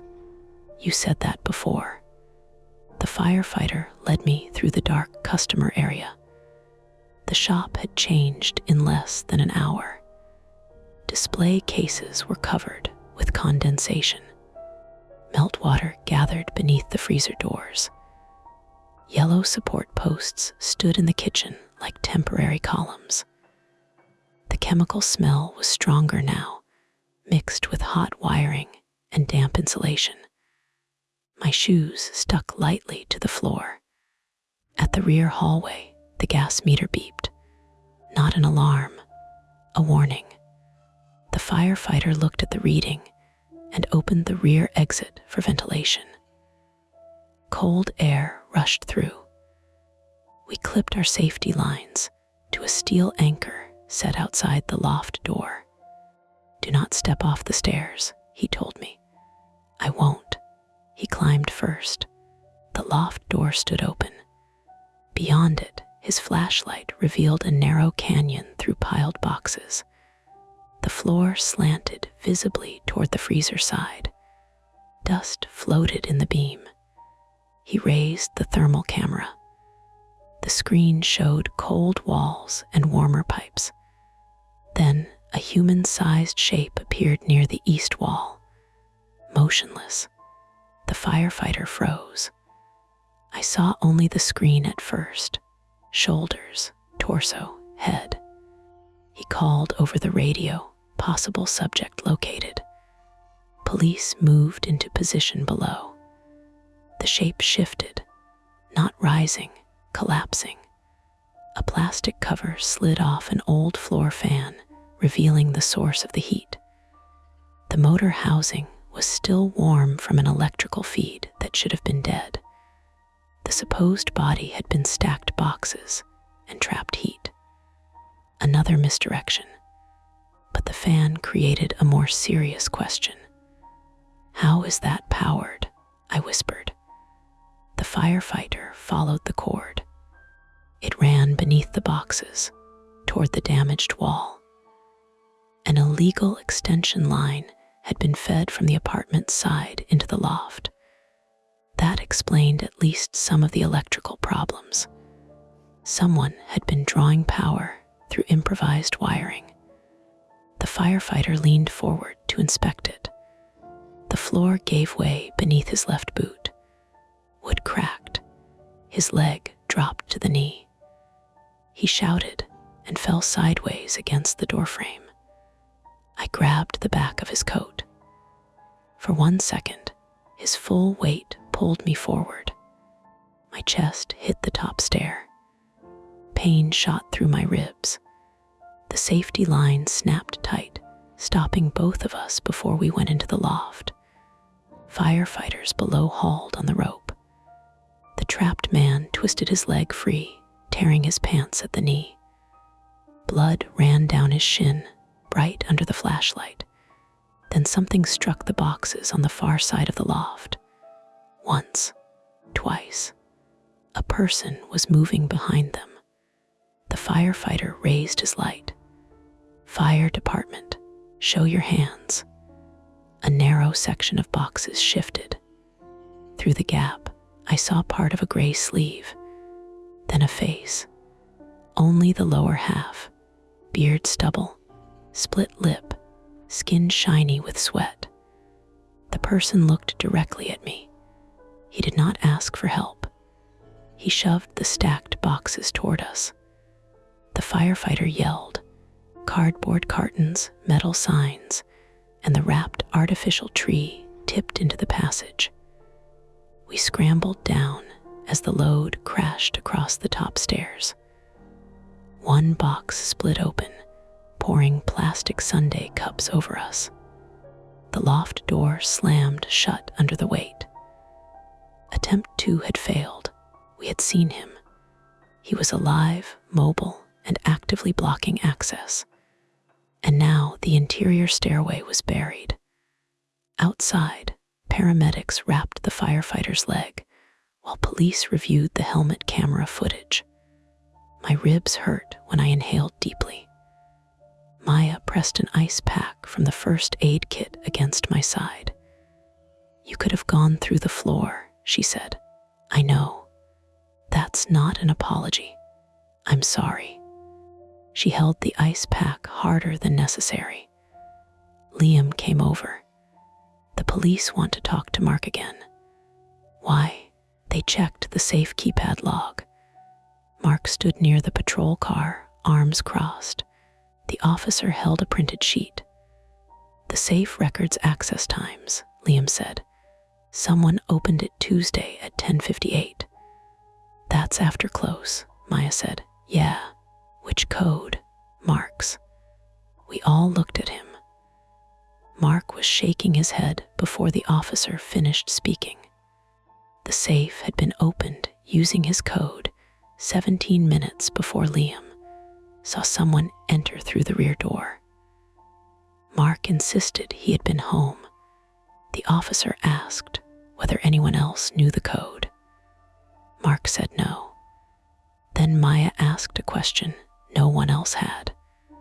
Was the safe code ever visible on the office camera? The officer looked toward the shop. The camera in the office did not exist, but the kitchen camera could see through the office doorway whenever Mark entered the code with the safe open. Someone reviewing enough footage might have watched his hand. The missing 5 minutes no longer felt like a simple camera reboot. The captain emerged from the building, carrying the improvised extension cable in an evidence bag. The insulation was melted near one plug. "We have another problem," he said. The cable had not merely powered a fan. It had powered a portable space heater, 2 battery chargers, and a small ventilation blower hidden in the loft. Someone had been living there. The chemical readings came from fuel and solvents stored in plastic containers, possibly used for tools or adhesive. One container had tipped during the movement overhead and leaked into the freezer ceiling space. The captain said they were preparing a third entry, this time through the apartment wall after removing the metal obstruction with a hydraulic spreader. Then, a police officer ran from the alley. "Rear unit, window open," he shouted. "Fire, escape movement." The man had doubled back through the hole. He was inside the apartment building. Police rushed toward the entrance. A second later, the fire alarm began ringing inside the apartments, not the electronic chirp from our freezer. A full building alarm, mechanical bells hammering through 4 floors. Smoke appeared in a 3rd floor rear window. The captain looked at the melted extension cable. Electrical fire. People who had been allowed back into the front half of the apartment building began spilling onto the sidewalk again. Some were carrying bags. Others came out barefoot. An elderly man leaned heavily on a cane while an officer guided him down the steps. Maya stood. I thought they evacuated everyone. They did, I said. Then the building manager shouted from the entrance. One tenant didn't answer on 4. The captain turned. Which unit? Rear corner. 4B, she's 81. Hard of hearing. The rear corner apartment sat directly above the unit connected to our loft. Smoke thickened in the 3rd floor window. Firefighters pulled hose lines from the engine. The officer with the floor plan pointed toward the stairwell. Interior stairs are filling. The captain looked toward the alley fire escape. The lowest ladder section had been damaged when the awning collapsed. There was still a way up, through harbor scoops, across the unstable loft, through the hole in the wall, into the 3rd floor apartment. Then, up 1 level to 4B, it was the only route that bypassed the smoke-filled main stairwell. The captain ordered his team to prepare. Then, part of the apartment ceiling collapsed behind the 3rd floor window, sending sparks and black smoke into the glass. The opening between the buildings was about to be cut off. Everyone moved at once. A firefighter grabbed my shoulder. You know the loft path. I looked at the buried stairs, the sagging floor, and the dark hole beyond the freezer. There was no safe way through. There was only the fastest one. Behind us, the front door of Harbor Scoops slammed shut as firefighters fed hose into the building, blocking the exit with charged line. Ahead, smoke began pushing through the loft wall into our rear hallway. Retreat was no longer the plan. We were going through. The firefighter's name was Daniel Ruiz, 33 male. I learned that because he made me repeat it before we went in. Ruiz, he said, tightening the strap beneath my hard hat. You stay behind me. You lose sight of me, you stop. You feel the floor move, you tell me. You see the man, you do not approach him. Smoke was beginning to flatten against the ceiling inside Harbor Scoops. It entered through the damaged loft wall in thin gray sheets, then folded downward where the kitchen air had cooled. I understand. Ruiz pushed a small respirator mask into my hands. It was not a firefighter's breathing apparatus, just a half-face mask with filter cartridges, better suited for fumes and dust than smoke. This will not protect you in heavy fire conditions, he said. It buys you a little time, that's all. A little time was the entire plan. Behind him, 2 firefighters were cutting through the pile, blocking the loft stairs. They used a battery-powered reciprocating saw on the bent metal signs and bolt cutters on the artificial tree's wire frame. The work sounded brutally loud in the narrow hallway. Maya stood at the kitchen entrance. She had no helmet, no mask, no reason to still be inside. I pointed toward the front. You need to go, so do you. They need someone who knows the layout. You know where the ice cream is. You are not a building engineer. Ruiz glanced between us, but kept working his gloves tight. Maya looked at him. Are you actually taking him? I'm taking the quickest available guide to the breach. He stays on the marked route. There is no marked route. There will be. A firefighter carried in 2 sheets of thick plywood cut down to narrow panels. The idea was to bridge the weakest floor sections one at a time. Lay one, crawl onto it, slide the second ahead, repeat.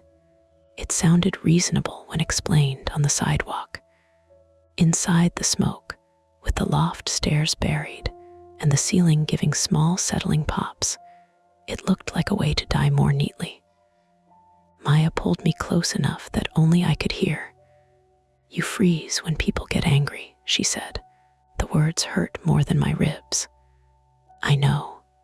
That man shoved a wall of boxes at you. I know. You cannot smile and apologize your way through this. I know." Her eyes were wet, though whether from smoke or fear I could not tell. I said, "Then I won't." The firefighters cleared a gap through the debris. Ruiz went first. I followed. Every movement pulled at my injured side. The pain had sharpened from a broad ache into one hot point beneath my left ribs. I could breathe, but not deeply. I climbed with my right hand on the wall and my left pressed against my chest. At the top, the loft door no longer closed. A metal holiday sign had bent through the frame, pinning it open. Smoke threaded through the remaining boxes. Ruiz placed the first plywood panel across the floor. "On your knees," he said. We crawled. The loft was barely high enough to crouch in. Roof beams crossed overhead, dark with age and dust. To the left, the floor sagged over the walk-in freezer. Through a broken section, I could see the freezer's white, insulated panels below us, along with the old ceiling footprints. From above, their explanation was obvious. The hidden man had used the freezer roof like a platform. When the loft floor failed, he had stepped onto the exposed, insulated ceiling panels to distribute his weight. The black marks were not made by someone walking upside down. They were made by someone trying not to fall through. Ruiz slid the second panel forward. Plywood rasped over nails and brick dust. We crawled again. Behind us, another firefighter advanced a hose line as far as the doorway, but could not drag it onto the unstable flooring. The hose stayed looped at the top of the stairs, ready if fire broke through. Ahead, the breach in the shared wall appeared through the smoke. It was smaller than I expected, about 20 inches wide and 3 feet high, punched through old brick between floor joists. A metal cabinet had been shoved across most of it from our side. Its back panel faced us, dented inward from the hydraulic spreader working on the apartment side. Ruiz knocked 3 times. 3 knocks answered. Firefighters were waiting in the 3rd floor unit. "Coming through," Ruiz shouted. The spreader jaws pushed again. Metal screamed. The cabinet shifted 6 inches, then caught against a floor beam. Ruiz crawled toward it and wedged a pry bar under one corner. "Help me." I moved beside him. Together we pulled. Nothing. Again. The cabinet tipped slightly, dragging across the loft floor. A board split underneath it. The cabinet dropped through to its midpoint and jammed there, opening a narrow passage along the top. Ruiz shone his flashlight through. On the other side, a firefighter's face appeared behind a mask. Enough for a person without gear. That meant me. Ruiz looked at the opening, then at my ribs. No. A thud came from the apartment above. Then another. The elderly tenant. Or the hidden man. Ruiz keyed his radio. "Status on 4B. The answer crackled. "Resident heard moving inside. Door locked, smoke increasing in third floor rear hall. Main stair access compromised. The firefighter on the apartment side said, "We can get to the fourth floor rear landing, but the stairwell door is heating." Ruiz made the decision. Evan goes through. I follow after we widen it. The space over the cabinet was less than 2 feet high. I removed the hard hat and respirator, pushed them ahead, then lay flat on my stomach. The edge of the broken brick pressed into my injured side. I stopped breathing. "Keep moving," Ruiz said. I pulled with my elbows. My shirt snagged. For one moment, I was stuck with my chest inside the wall and my legs still in the loft. Smoke brushed the back of my neck. Brick dust filled my mouth. I thought of backing out. Then the loft floor cracked behind me. Ruiz shouted, "Move." I twisted hard. Pain burst under my ribs so sharply that my vision flashed white. Then I fell through. The firefighter on the apartment side caught my shoulders and lowered me onto a bedroom floor covered in plaster and broken masonry. The room had been stripped for short-term rental guests. White bed, cheap landscape print, rolling suitcase rack. The air smelled of burned plastic and wet drywall. Smoke leaked around the closed bedroom door. Ruiz came through after me once the cabinet shifted another few inches. His air tank scraped brick, but the firefighters shoved and pulled until he cleared the breach. We moved into the hallway.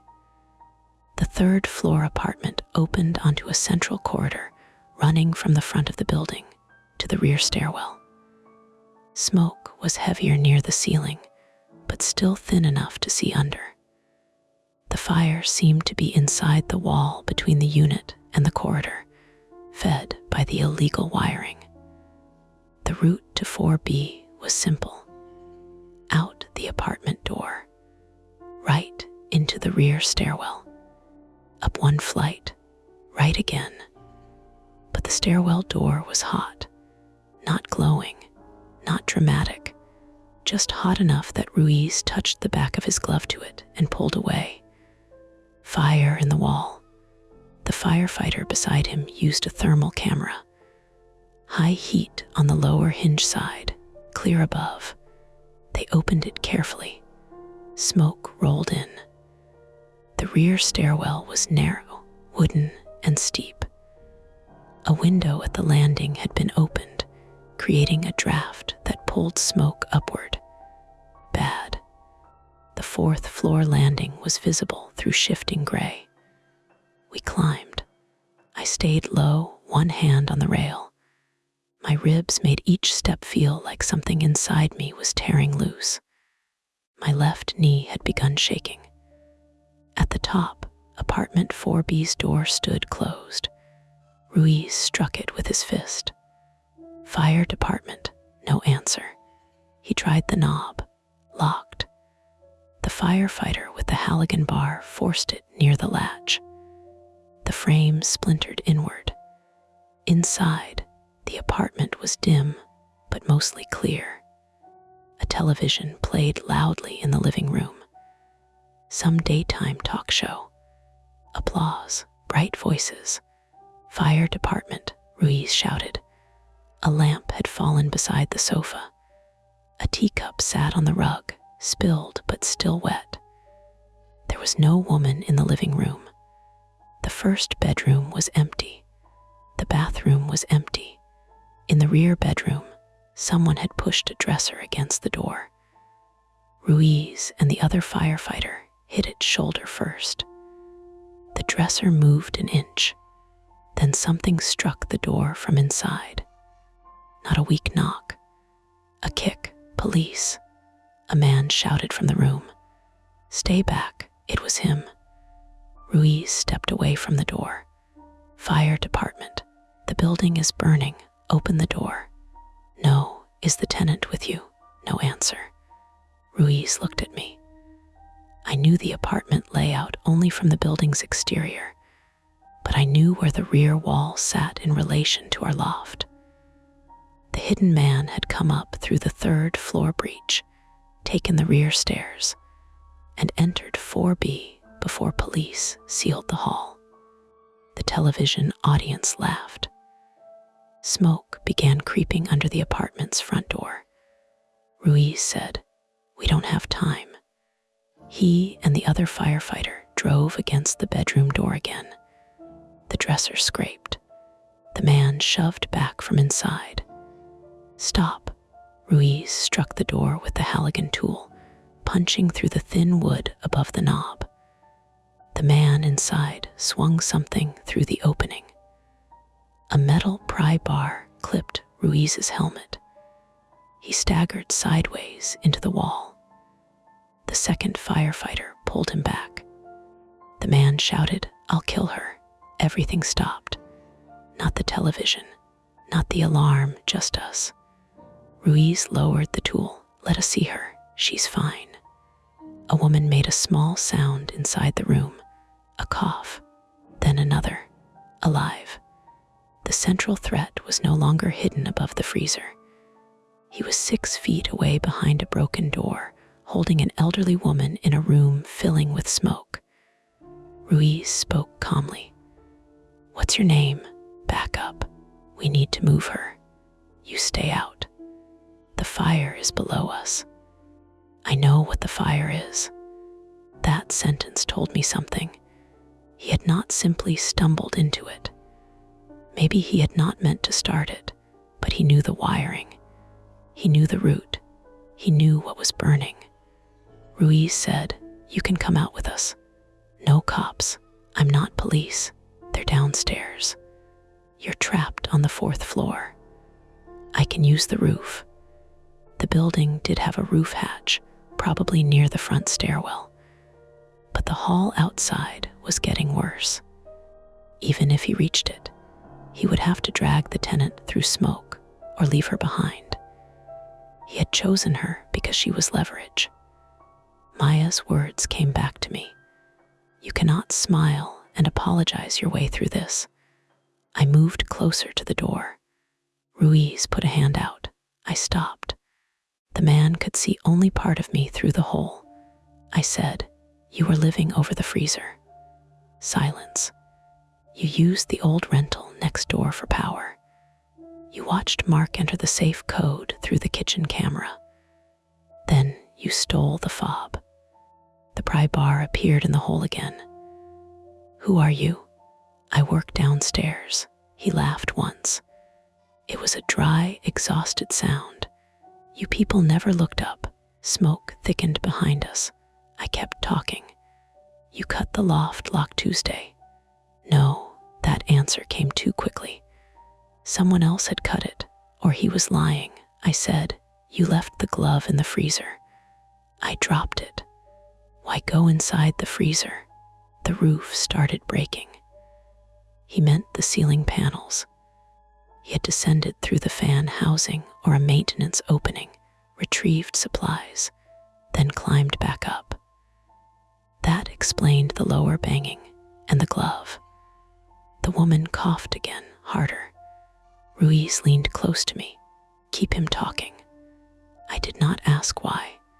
Behind us, the other firefighter quietly moved toward the rear bedroom wall. The wall bordered the building's fire escape. If he could reach the window from the adjacent room, perhaps another crew could enter from outside. The man said, "You told them about me. I didn't know you existed until today." "You all knew." "No, you heard things." He was right about that. Scrapes, fan noise, missing food perhaps. Small changes we had explained because explanations were easier than questions. I said, "What's your name?" He did not answer. "What happened to your lip?" "Shut up." "Did you fall?" "Shut up." His anger sharpened his breathing. I could hear it through the hole. He was tired, injured, scared. that did not make him safe. I said, "The woman didn't do anything to you. She saw me come in, so you trapped her." "I didn't trap anyone." The contradiction hung there. Behind me, glass broke in the adjacent bedroom.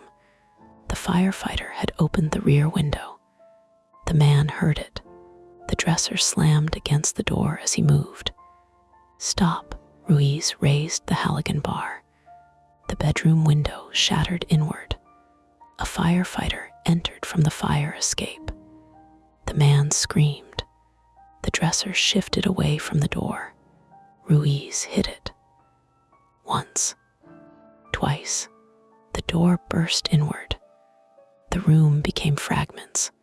A mattress on the floor, curtains drawn. An elderly woman seated beside the bed, wrists bound with an electrical cord. The man behind her, gray hoodie, split lip, pry bar in his right hand, his left arm around her neck. He was thinner than I expected, maybe 30, with hollow cheeks and a patchy beard. One work boot was laced. The other foot wore only a black sock. The missing boot lay beside the window. Everything paid off at once. The footprints, the shoe through the ceiling, the gray figure Liam had mistaken for me. The man raised the pry bar. The firefighter from the window shouted, "Drop it."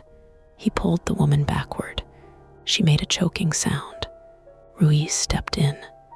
"Let her go." The man looked at the open window, then the door, then me, his eyes fixed there. "You," he said. He released the woman and charged. Not toward the window, toward me. I froze. 1 second, maybe less. But it was the old failure. The same blank space where my body waited for anger to finish happening. He swung the pry bar. I lifted my left arm. The metal struck my forearm with a blunt crack. My hand went numb instantly. The second swing came lower. I stepped back, caught my heel on the broken dresser, and fell. The man raised the bar over both hands. Ruiz hit him from the side. They crashed into the bed frame. The pry bar bounced under the radiator. Man punched Ruiz once in the throat and scrambled toward the hallway. I grabbed his ankle. It was not brave or planned. His boot was inches from my face, and I held on. He kicked backward. The heel struck my cheek. My grip loosened. Then Maya appeared in the doorway. For one irrational instant, I thought the smoke had made me imagine her. She wore a respirator and carried the small kitchen fire extinguisher. She had followed the hose team through the shop. Later, everyone told her how stupid that was. In the moment, she pulled the pin and discharged the extinguisher directly into the man's face. White powder exploded through the room. He stumbled, coughing and blinded. Ruiz tackled him against the wall. The firefighter from the window joined him. They forced the man down and pinned his arms while another crew dragged the elderly woman into the hall. The man kept fighting. Not effectively. Desperately. His face pressed into extinguisher dust and carpet fibers. His socked foot kicked holes in the cheap bedroom door.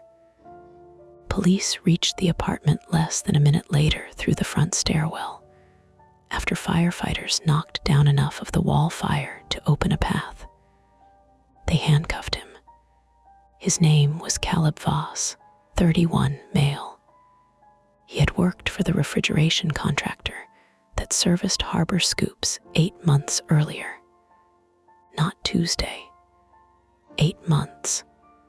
He knew the freezer design, the loft gap, and the location of the roof equipment. He had been fired from the contractor after stealing tools and sleeping inside vacant job sites. A warrant had been issued after he missed court on burglary charges.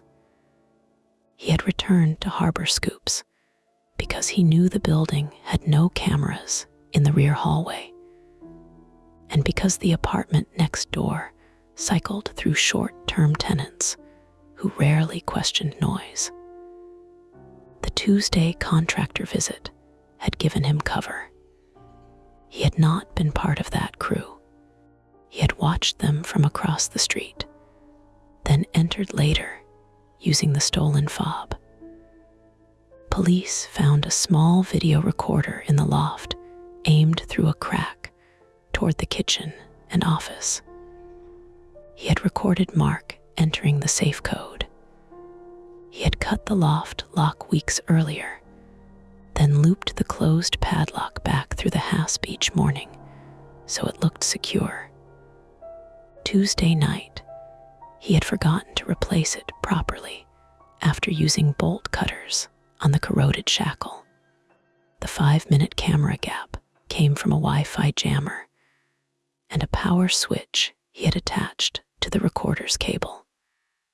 The fire was accidental. He had overloaded the improvised extension line while charging stolen tools. When the shop breaker tripped, he tried to move the heater and knocked over a container of solvent. The damaged wiring in the apartment wall ignited soon after.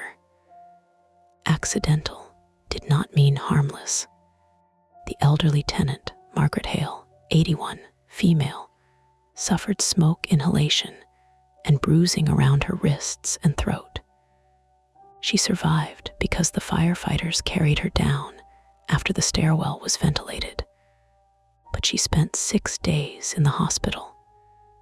Ruiz suffered a concussion and a damaged ligament in his neck. The first firefighter injured in the alley fractured his shoulder. The firefighter whose leg broke through the loft floor needed 11 stitches. My left forearm was fractured. 2 ribs were cracked. The kick split the inside of my cheek and loosened 1 tooth. Maya inhaled smoke and extinguisher powder. She collapsed on the 3rd floor landing after the arrest, not dramatically, just folding against the wall when her legs stopped holding her. Paramedics placed her on oxygen and carried her outside. By then, the fire was mostly controlled. The rear wall of Harbor Scoops was soaked through. Water ran down the loft stairs, carrying soot, cardboard pulp, and hundreds of plastic sundae cups into the kitchen. The walk-in freezer ceiling had partially collapsed. Melted ice cream leaked from tubs and spread across the tile in pale rivers of strawberry, vanilla, and pistachio. From the sidewalk, wrapped in a blanket with my arms splinted against my chest, I watched firefighters remove Caleb Voss from the apartment building. He looked smaller in handcuffs. That did not make me feel better. He turned his head as they passed. His eyes found mine. He did not threaten me. He smiled, not because he had won, because he knew I would remember freezing when he charged. He knew there had been 1 second when I had done nothing. And he was right. The conflict was over. The fire was out. Margaret Hale was alive. Caleb was in custody. But every time I looked at the broken windows above Harbor Scoops, I could still see the narrow, dark space between the freezer ceiling and the floor overhead. A place we had walked beneath every day. A place someone had been listening. I spent that night in Maine Medical Center with my left arm in a temporary splint and a plastic breathing tool balanced on my stomach. Every hour, a nurse reminded me to inhale through it slowly enough to raise a little yellow marker inside the chamber. The cracked ribs made each breath feel shallow and unfinished. But the nurse kept saying the same thing. Again. So I did it again. The room smelled like disinfectant, warmed plastic, and the dinner tray I had not touched. My phone lay on the blanket beside me, screen lighting every few minutes with messages. I could not answer quickly because my dominant hand was immobilized. My mother called 6 times from Vermont. Liam sent a picture of himself sitting in a hospital waiting room with the caption, "They gave me crackers and no emotional compensation." Maya sent nothing. That worried me more. A police detective interviewed me shortly after midnight. He wore a wrinkled shirt under his jacket and carried a paper cup of coffee that had gone cold enough for him to hold it by the sides. He asked me to describe the loft, the safe, the glove, Caleb's attack, and the exact moment Maya entered apartment 4B. I told him the truth, including the part where I froze. He did not react much. "People freeze," he said. I grabbed his ankle afterward. "I know. I'm not trying to make it sound better. I didn't say you were." He flipped to a new page in his notebook. "You understand Miss Bennett was ordered to remain outside." "Yes." "And she entered through an active fire scene." "Yes." "Did anyone ask her to bring the extinguisher?" "No." "Did she tell you why she went in?" "No." That was the last question he asked about Maya. He told me Caleb Voss was under guard at the same hospital 2 floors below, being treated for smoke inhalation, chemical exposure, and a shoulder injury from the arrest. The police had found burglary tools, stolen refrigeration equipment, 3 wallets, multiple key cards from other buildings, and a stack of employee schedules inside the loft. Not just ours.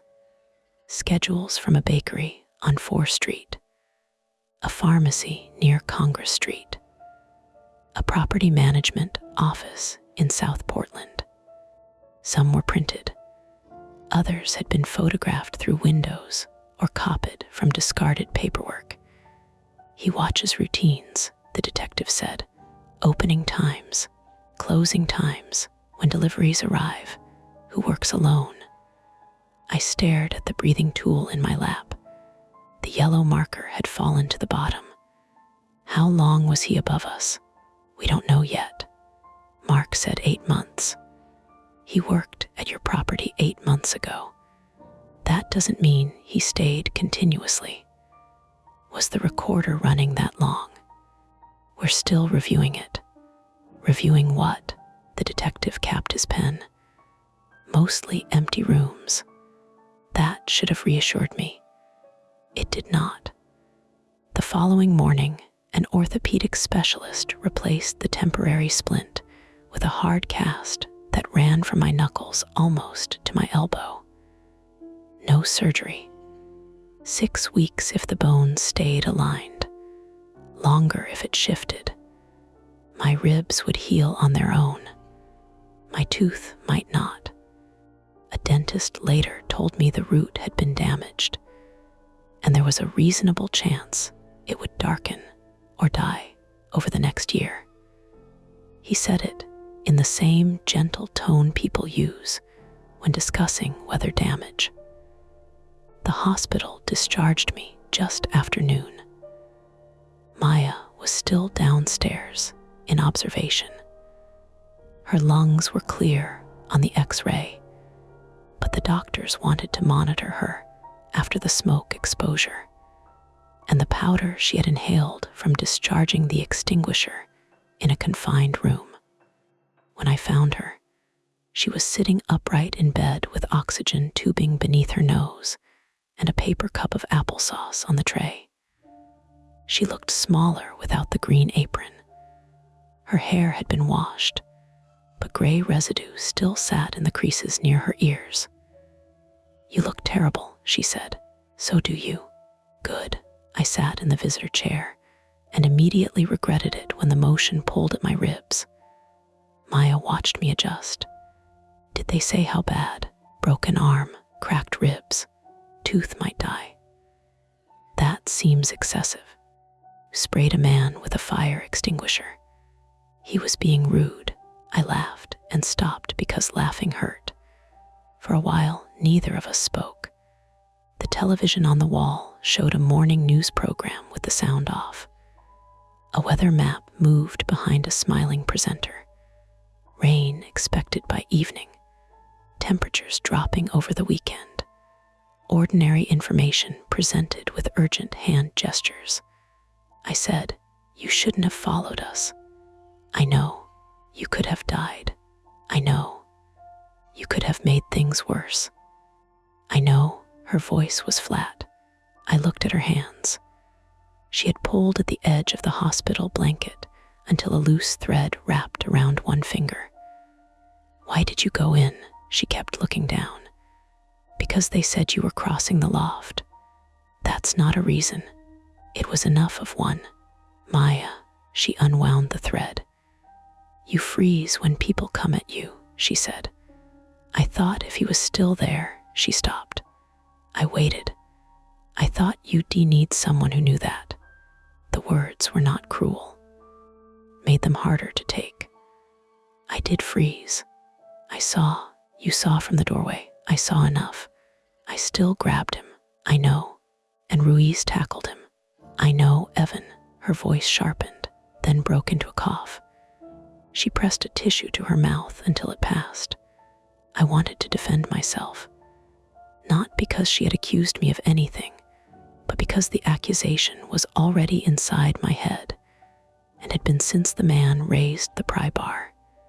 Instead, I said, "Thank you." She looked away toward the window.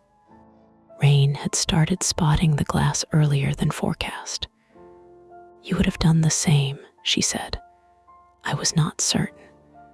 That was one of the cracks the day left behind. Before, I had believed fear was a test with a clear result. Brave or cowardly, move or freeze. Afterward, I understood that people could do both within the same 10 seconds. Maya could make a reckless decision and save a life. I could freeze and still hold on. Ruiz could be trained, equipped, and nearly lose control of the room because a desperate man swung a metal bar through a hollow door. No one behaved cleanly. We just behaved, and then other people decided what to call it later. Mark visited that afternoon. He brought flowers for Maya and a gift card for me. A Harbor Scoops gift card, $50. Maya stared at it from her bed. "Seriously?"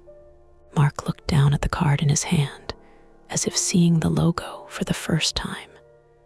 I grabbed the wrong envelope. "Do we even still have a shop?" she asked. He put the card in his pocket. "The building isn't a total loss." That was technically true. The fire had been contained mostly to the wall cavity, the rear third-floor apartment, and part of the stairwell. Harbor Scoops suffered less fire damage than smoke, water, and structural damage. The freezer was ruined. The loft floor had collapsed in 2 sections. Much of the rear wall had to be opened for inspection. The dining area survived. So did the model fishing boat. Mark stood at the foot of Maya's bed and explained insurance deductibles, business interruption coverage, inspection schedules, and the possibility of reopening by spring. Neither of us asked.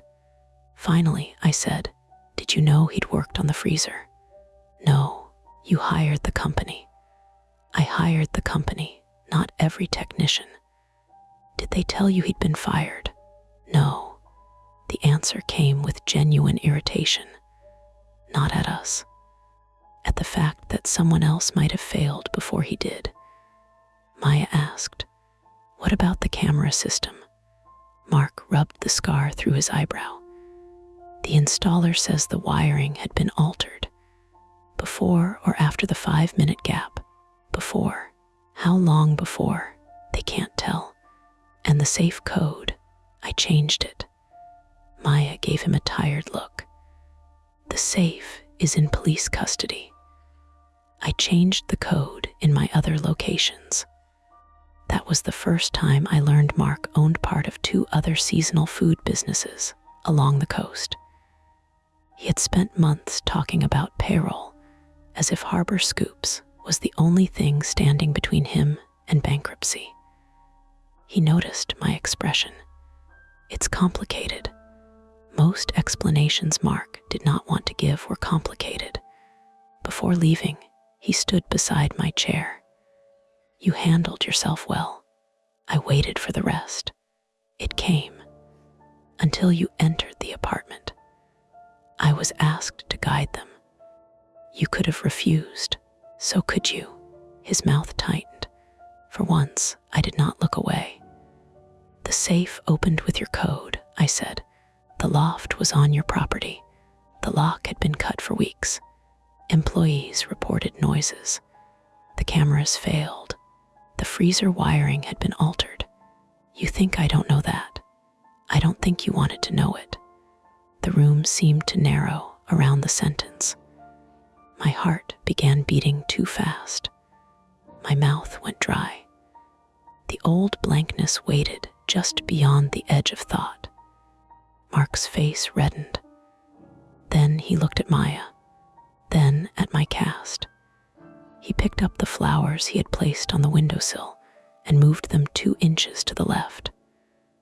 I'll contact you about workers' compensation, he said. He left without saying goodbye. The assistant manager position was never mentioned again. The investigation lasted months. Caleb Voss eventually pleaded guilty to burglary, criminal restraint, aggravated assault, theft, and several charges connected to the fire. Arson was not among them because investigators concluded the ignition was accidental. Prosecutors still argued that his illegal wiring and decision to flee, rather than report the fire, showed reckless disregard for human life. He received a sentence long enough that I stopped counting the exact number of years. Margaret Hale recovered physically. I met her once, 3 weeks after the fire, at a police station where the district attorney's office gathered witnesses to explain the court process. She was shorter than I remembered and wore a purple wool coat buttoned all the way to her chin. She recognized me before I recognized her. You work at the ice cream place, she said. I did. The young woman with the extinguisher. Maya, she damaged my curtains. I did not know whether she was joking. Then Margaret smiled. Ugly curtains. She had bruising along one side of her jaw and a red mark around her left wrist. She spoke about the incident as though reporting an inconvenience caused by a badly managed hotel. Caleb had entered through her kitchen while she was watching television. She had seen his bare sock and asked whether he needed an ambulance. He had pushed her into the bedroom, bound her, and kept apologizing while tightening the cord. He was very polite about it, she said. That detail stayed with me, not because it made him less frightening, because it sounded familiar. Apologizing while causing harm, speaking softly while deciding someone else would bear the consequences.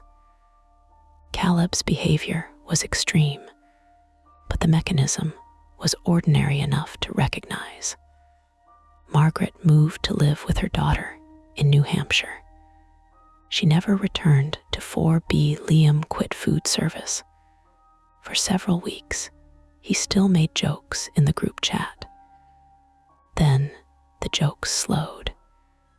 He transferred to a campus job in the college library, where he said the worst hazard was students hiding energy drinks behind the reference books.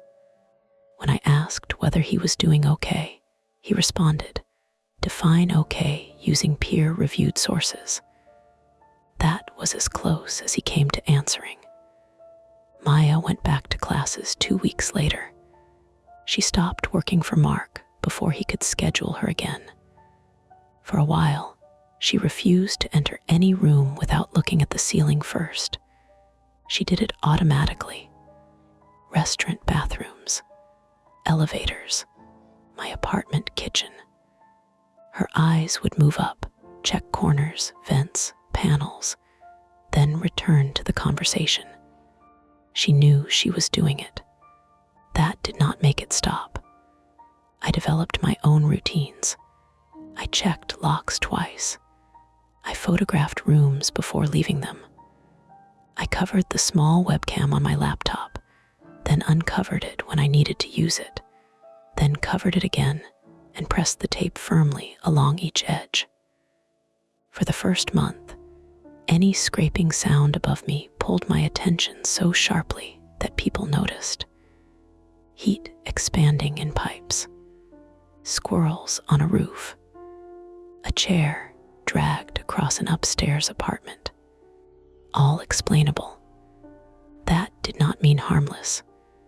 There's a difference between knowing the cause of a sound and trusting it. Harbor Scoops reopened the following May. Mark sent both of us invitations to the reopening event. Mine arrived by email with the subject line, "Welcome back to a sweeter harbor." The shop had been renovated.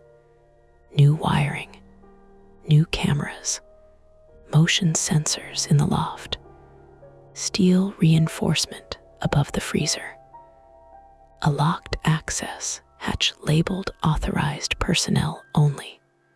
The pale blue walls remained, but the framed photographs had been replaced.